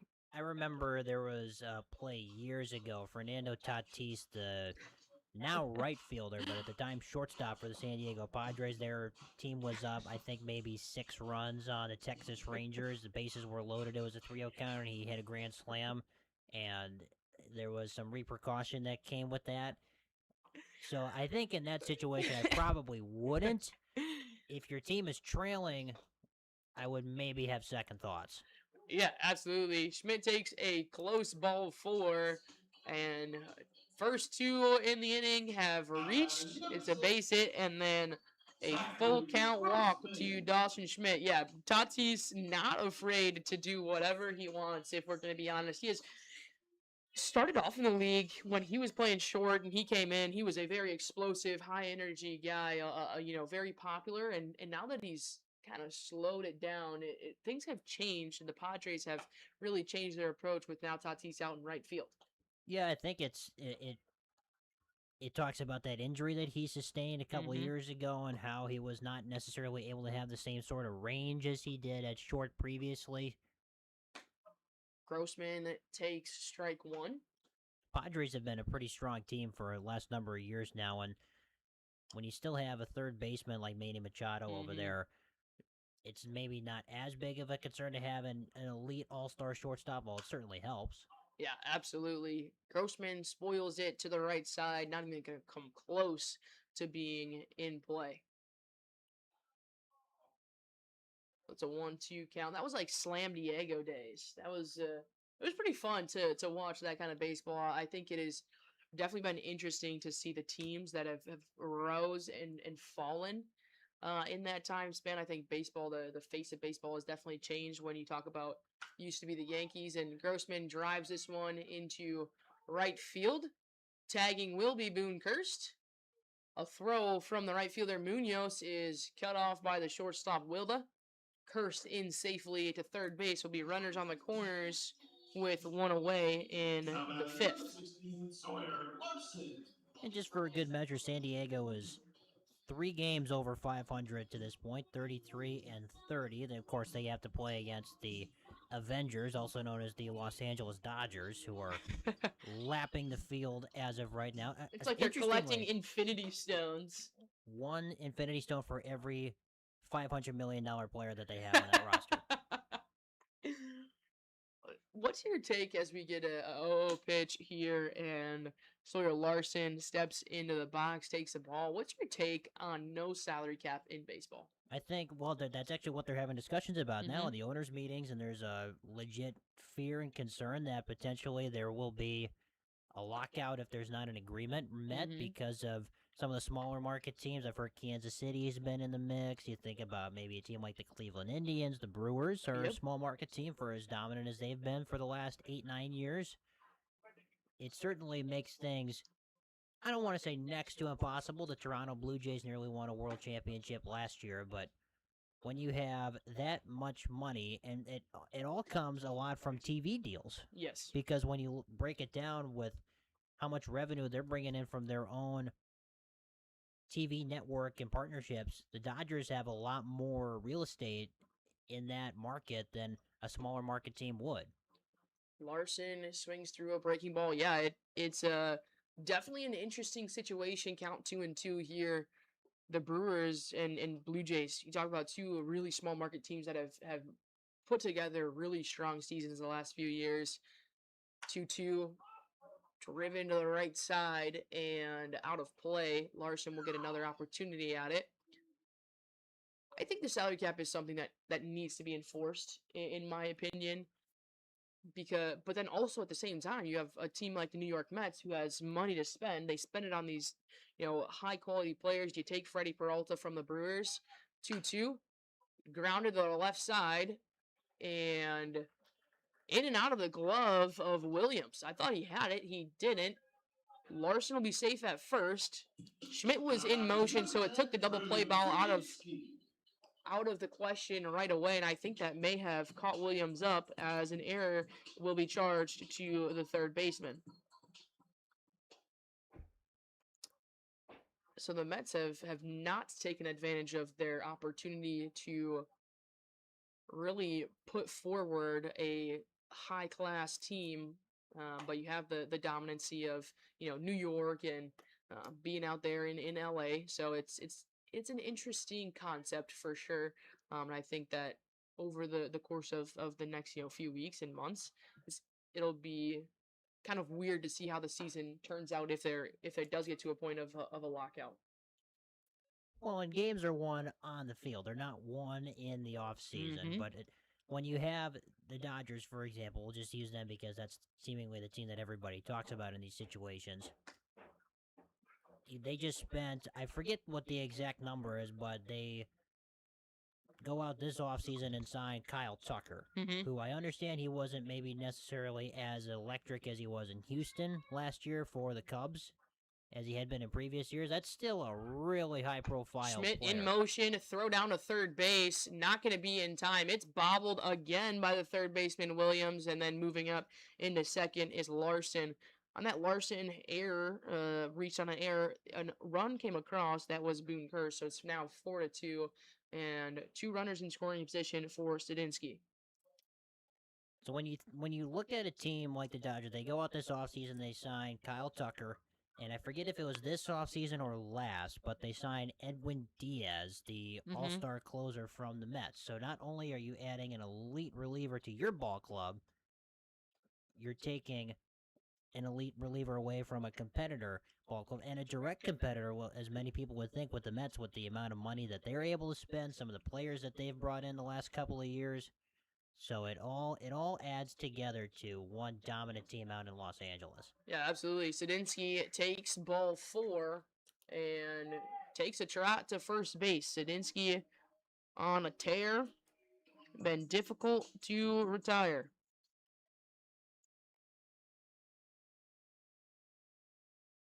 And that will bring out the manager here for the Pumas and Mike Ayers. Stanislawski, I think, has reached potentially the end of the line here. Baseball taken from him. He'll come off the mound.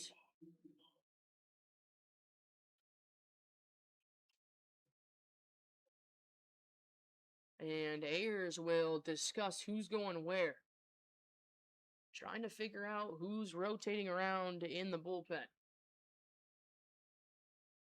Or on the field, I should say.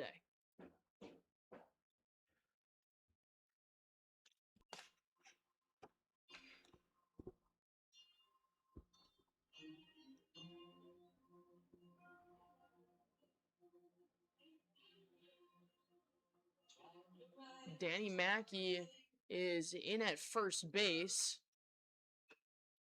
And Dan Williams will be on the mound for the Pumas. Williams 6 2/3, 5.40 ERA on the season.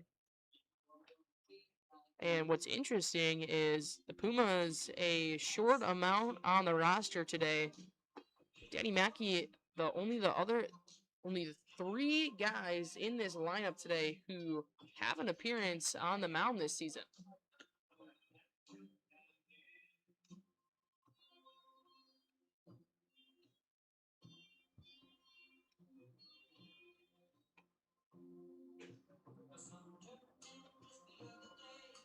So with Mackey in from his DH spot, he'll go over to first base.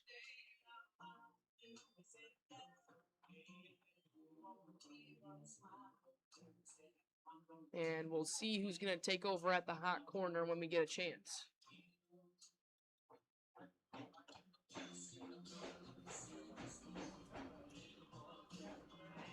As it stands right now, 4-2 lead. Bases are juiced here for the Blue Ribbons, and Dan Williams with a tall task, just 1 away, and you guessed it, Garrett Brown's up to plate.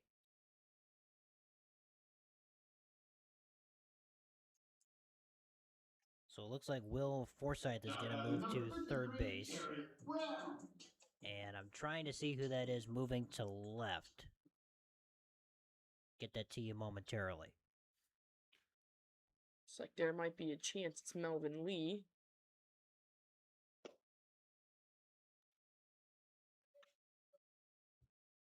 A long ways to the outfield, and the number's only on the back of the jersey, so may not come in this half of the inning. Second pitch in there for a strike from Williams.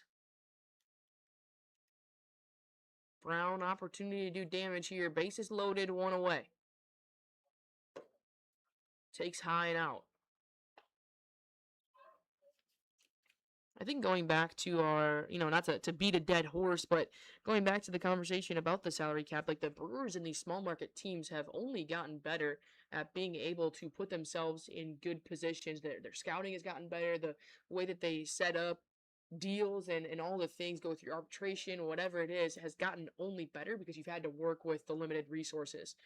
So I do think it's at some point needs to happen, and there's a difference in there. Garrett Brown laces this into right field. Coming over the right fielder is Larson, and into home. We've got a toss up here between the base runners. Munoz. There is a lot of confusion on what just happened. I have confusion on what just happened.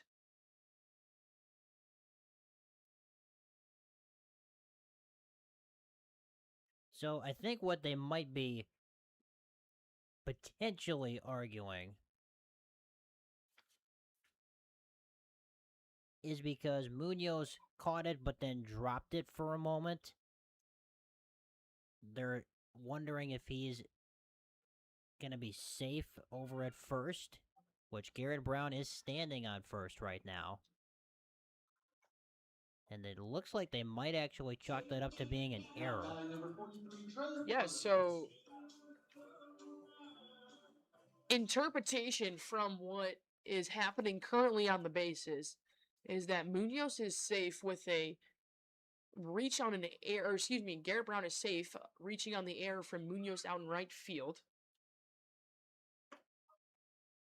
And trying to go from first to second and making it there unsuccessfully is Drew Sadinsky. He was tagged out, which allowed Larson to go back to second base. Butterfield grounds to the right side. It's going to be an error. Gets away from the second baseman, Sereno. And back-to-back errors to extend the inning here for the Blue Ribbons. Another run came across, so it's 5-2. As Schmidt scored on that error, he was tagging up and then able to reach when Munoz dropped it.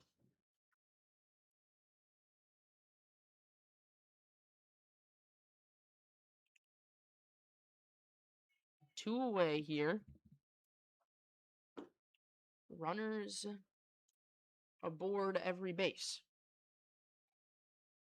A couple of errors in the inning have allowed it to extend as Williams has taken the mound, and back to the top of the order, Mason Sequin out in center field. That's now 4 errors on the Pumas so far. This has been a weird half inning. Very weird.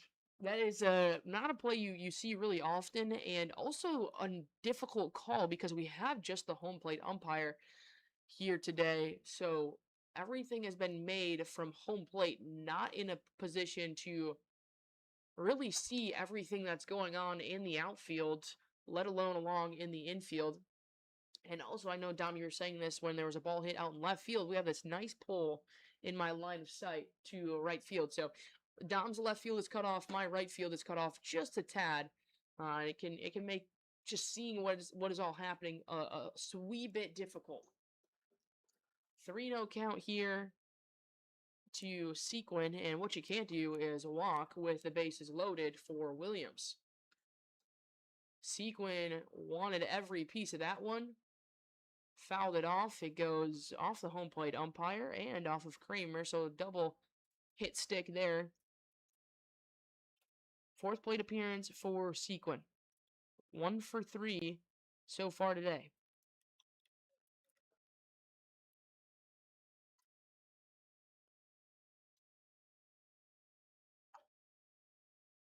And goes down on strikes. Williams shuts the door on Mason Sequin after he chases a couple up out of the zone.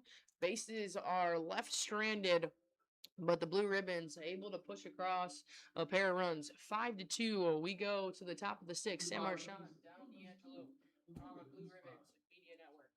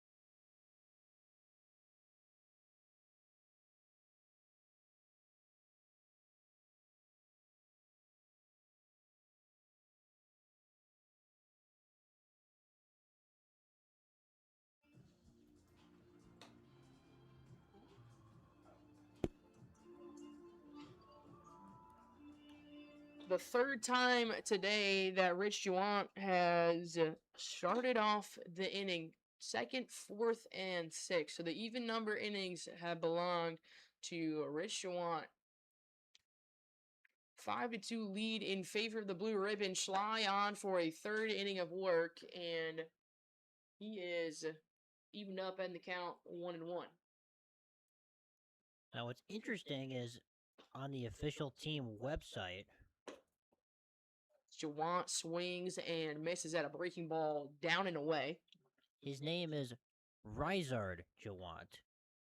Ryszard, but on the lineup card they just wrote him down as Rich. Breaking ball gets him swinging. Braden Schley, a good one that time for the first out of the sixth inning. Schley has done a good job working here today. Yeah, it is kind of interesting the names that you see. We work our best to do, perfect pronunciations, and that's always the goal. And then you come into this situation, you got Richard Ryzard. Obviously, lineup card calls, that's what we're going to go with. But That's what was submitted to us. Definitely an interesting thing to look at. That breaking ball has been nasty for Braden Schley. And he's been able to locate it really well, which has helped and transitioned him from a lot of walks in the scrimmage or early difficulties to now back-to-back strikeouts. That's a backward K for Braden Schley. 2 have been up, 2 are down, and that's a beer batter strikeout. Dan Williams gives a nice little wave to the crowd, help out some people, get some buy one, get one PBRs.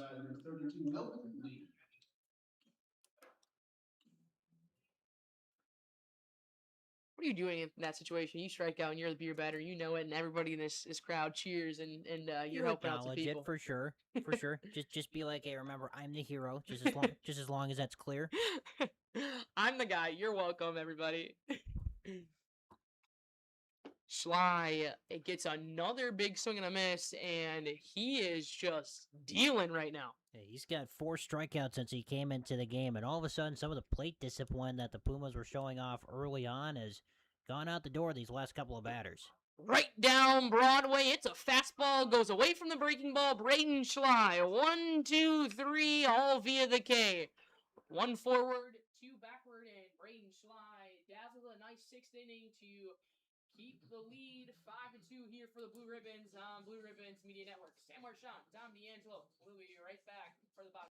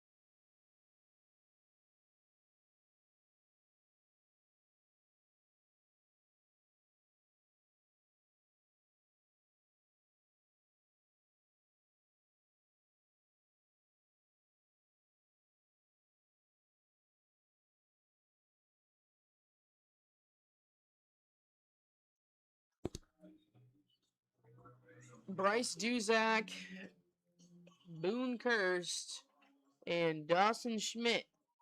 The three due up here against a new righty. Leading off the Blue Ribbons, number 17, It's Danny Mackey on the mound, and so far this year he's had a third of an inning pitched, 4 walks, 4 earned runs, just 1 strikeout.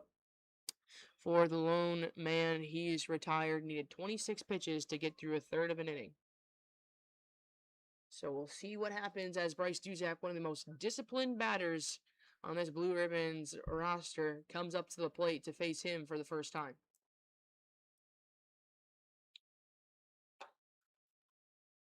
And first pitch in there for a strike at the top of the zone.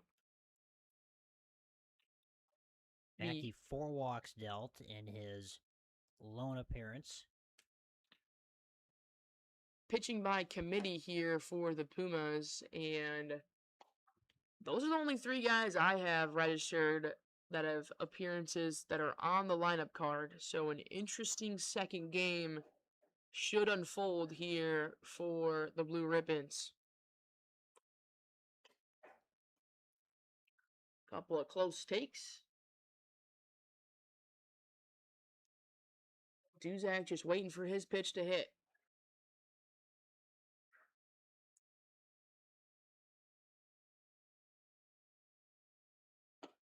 Doesn't get it. Count will go 3-1. Duzak was the number 2 ranked catcher in Wisconsin as a senior. In his redshirt freshman year here at Pearl River Community College, he played in just 14 games. 143 average, 2 RBIs, 2 runs scored. Takes strike 2, full count. He has definitely proved that he is a good ball player here with the Blue Ribbons, and sometimes all you need is a little less pressure on yourself. You're playing center baseball, you know you're vying for a spot, but it's also kind of there's a limited roster as Duzak puts one past the glove of Wilda, the shortstop, and into left field. It's a single to lead off the 6th year for Duzak. Now batting number 20, And that's just another credit. He has been a red-hot batter. A little less pressure, a lot more fun here in summer ball. And hopefully Duzak can carry that on when he goes back to Pearl River in the fall. Yeah, second single of the game for Bryce. He's now reached 3 out of the 4 times he's come up to the plate. It brings up Boone Kirst, who has started heating up here in this one. Takes a little bit to get going, but once you're there, it's hard to stop. And Boone Kirst starting to contribute to the red-hot offense for the Blue Ribbons. Looks at a breaking ball, down and away. Mackey, the command has been a lot better, seemingly, as you go 26 pitches, 4 walks. Command a lot better in this one than it was his last appearance.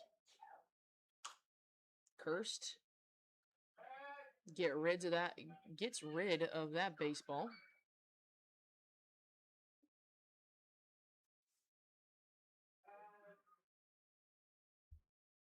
And now it's a 1-2 count. Mackey checks on Duzak over at first base. We'll get set and deal. Breaking ball misses away.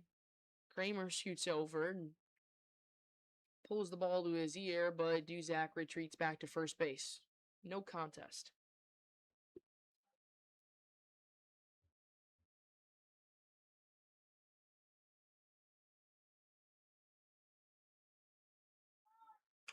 Kirst spoils it, right side, and just does tail foul.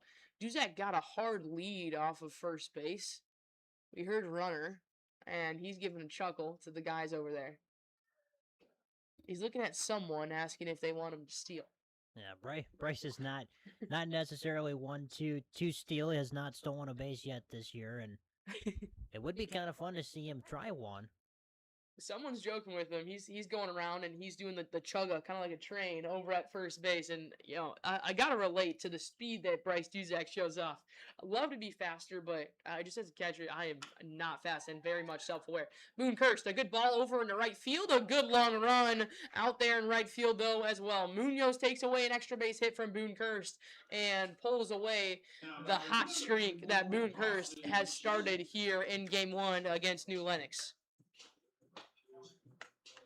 Second time he's gone to right field. This one not able to find the grass.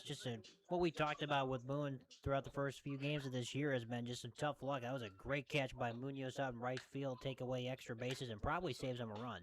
Yeah, Munoz has done a really good job out there in right field today, tracking the baseball, especially on the line. There's been a couple of good hits taken away from the Blue Ribbons. Schmidt rolls one over, and it'll go to the third baseman. It's now Forsyth over there. He retires Schmidt on the ground. That moves up Duzak. And two are now retired. This is the longest outing that Mackey has faced. So a lot better round 2.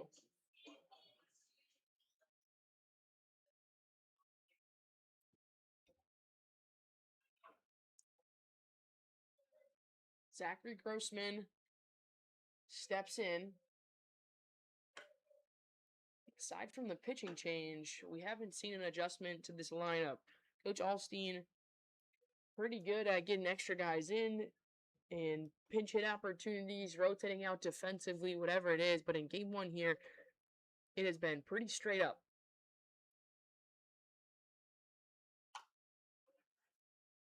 Grossman takes a hack and sends it spiraling off to the right side. And I think another thing that's kind of unique to Coach Olsen is he doesn't like to take out his pitcher in the middle of an inning. It's normally fresh slate coming out of a half inning where his team just batted where they'll make a pitching change. Yeah, very rarely, and an interesting approach, maybe one that he has being a pitcher himself, what he feels most comfortable, what he knows his guys are most comfortable doing. Definitely an interesting piece. He'll go off to the mound, take a visit, but yeah, good note there, Dom, on that. Grossman swings through strike 2, and Mackey delivers. Fastball into center field, ranging over to his left side is Gawant. And that's out number 3. Duzak picking up signs on second base. Gave Grossman a little bit of a taste of what was coming. But Grossman puts a good swing on it. Can't go the distance. We'll see if Braden Schley comes.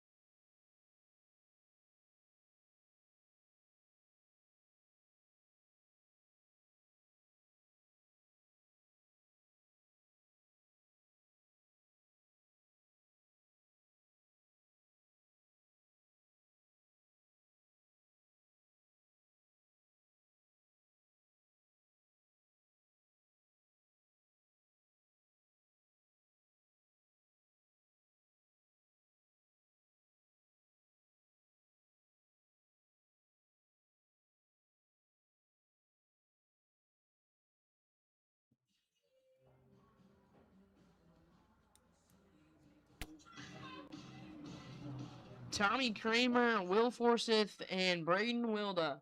They'll all need to reach and potentially score in order to push this into the bottom of the 7th. Braden Schley on for his 3rd inning of work.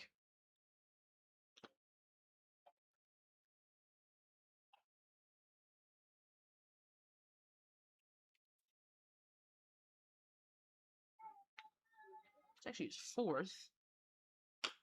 And gets a chopper. It goes to Garrett Brown. Ranges over. Off 1 foot. Good scoop over at first base. Not able to get it as Boone cursed. Reach on the air does Kramer. That's the first error we have seen from the Blue Ribbons. Yeah, played a pretty clean game up until that point. Garrett moving to his right. Just a little low with the throw. That's not what you need at this point in the ball game, is allowing free base runners when you're trying to close it out, and still a very manageable 3-run deficit for the Pumas to come back from. Schley, a quick throw over to first base, trying to keep Kramer in check. Kramer has 2 stolen bases so far on Duzak. It was a bobble on the transition, another one back to first. Bobble on the transition, and then a bobble on the reception over from Garrett Brown. You think Kramer goes in motion in this at-bat? I don't think so, just because they are being very conscious about him over there.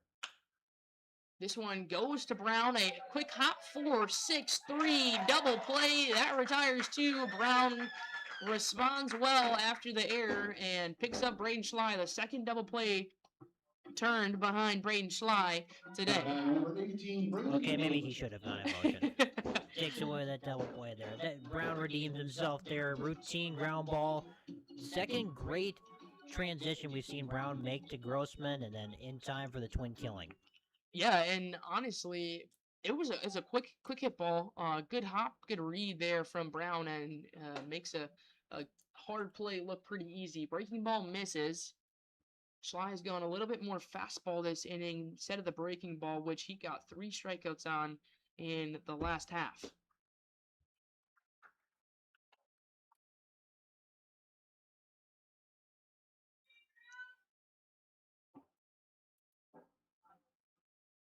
Does have 4 strikeouts today, trying to end it here with the top of the lineup in Braden Wilda.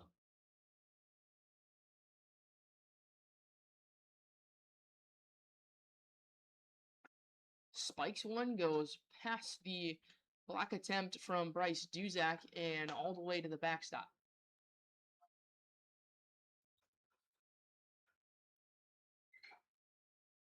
Two's on the board. 2-2 count, 2 away. Braden Schley in that 21 jersey trying to close it out. Delivers. Breaking ball spun back to the right side.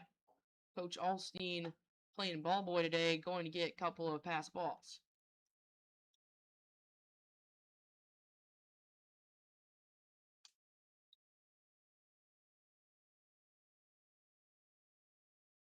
Wilda steps out and will reset after a long look in from Schley. Schley hasn't moved. He's like a frozen statue on the mound.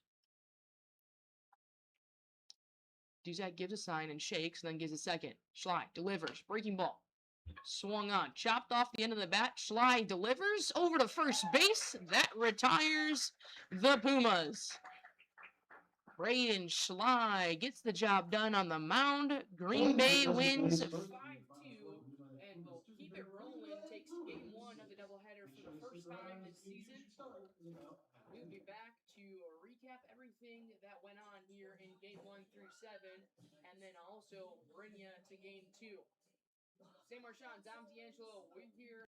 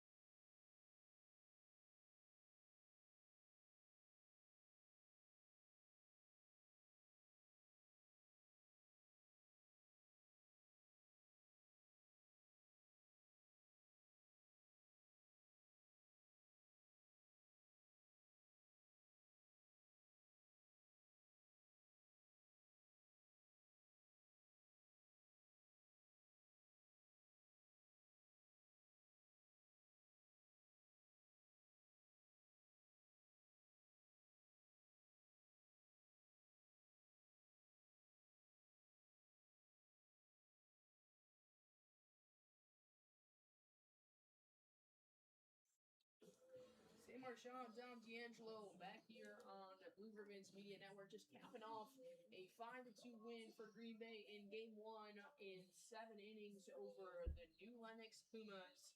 And Dom, it was a good one. On the defensive side pitching, we got two standout arms in Tavian Ramos and Braden Schley. Ramos had 7 strikeouts in 3 innings of work. Schley with 5 in 4 innings of work. What'd you see from those two arms today? Just really efficient work from both guys. A lot of strikeouts looking, so they were keeping the batters guessing. Each of them were, and Schley did allow 4 hits and a run to come in to score, but he did not walk a batter, so that means that he was being decisive with where he wanted the ball to go. Ramos will pick up the win. It's his first of the year. And in Game 1, there was some miscues on the Puma side of things. 5 errors for New Lenox, but always winning Game 1 of a doubleheader is a major step forward. Yeah, absolutely. A good start. Green Bay hasn't had this start in a doubleheader yet this year, so a good start to bring home the final game of the doubleheader. It'll be Game 2 starting roughly 30 minutes, I would say. Probably about 2:40, 2:45 is a good estimate on game time. And wrapping it up here, a good game from the Blue Ribbons. Boone first finishes 2 for 3 with a walk. Come around to score a couple of times, and I feel like that's the highlight of today. Is that Boonehurst got his first base hit, and then just had a really outstanding performance offensively, get things going, and keep things rolling. Yeah, for sure. It was good to see Boone get in the hit column. A couple knocks today. Drove in a run back in the 3rd inning. Came around to score both times. So when he got on, he was making havoc on the base paths, and hopefully that can continue. We don't have the lineups yet for Game 2, but it'd be hard to take Booney out of this one after the performance in this first game. Yeah, absolutely. A 5-2 victory for Green Bay over the New Lenox Pumas. We'll get Game 2 and starting lineups and all the things to you about 2:40, 2:35. For now, it's Sam Marchant and Dom D'Angelo on Blue Ribbons Media Network. We're here from the Joe all summer long. Game 2 coming up soon. We'll see you in a bit.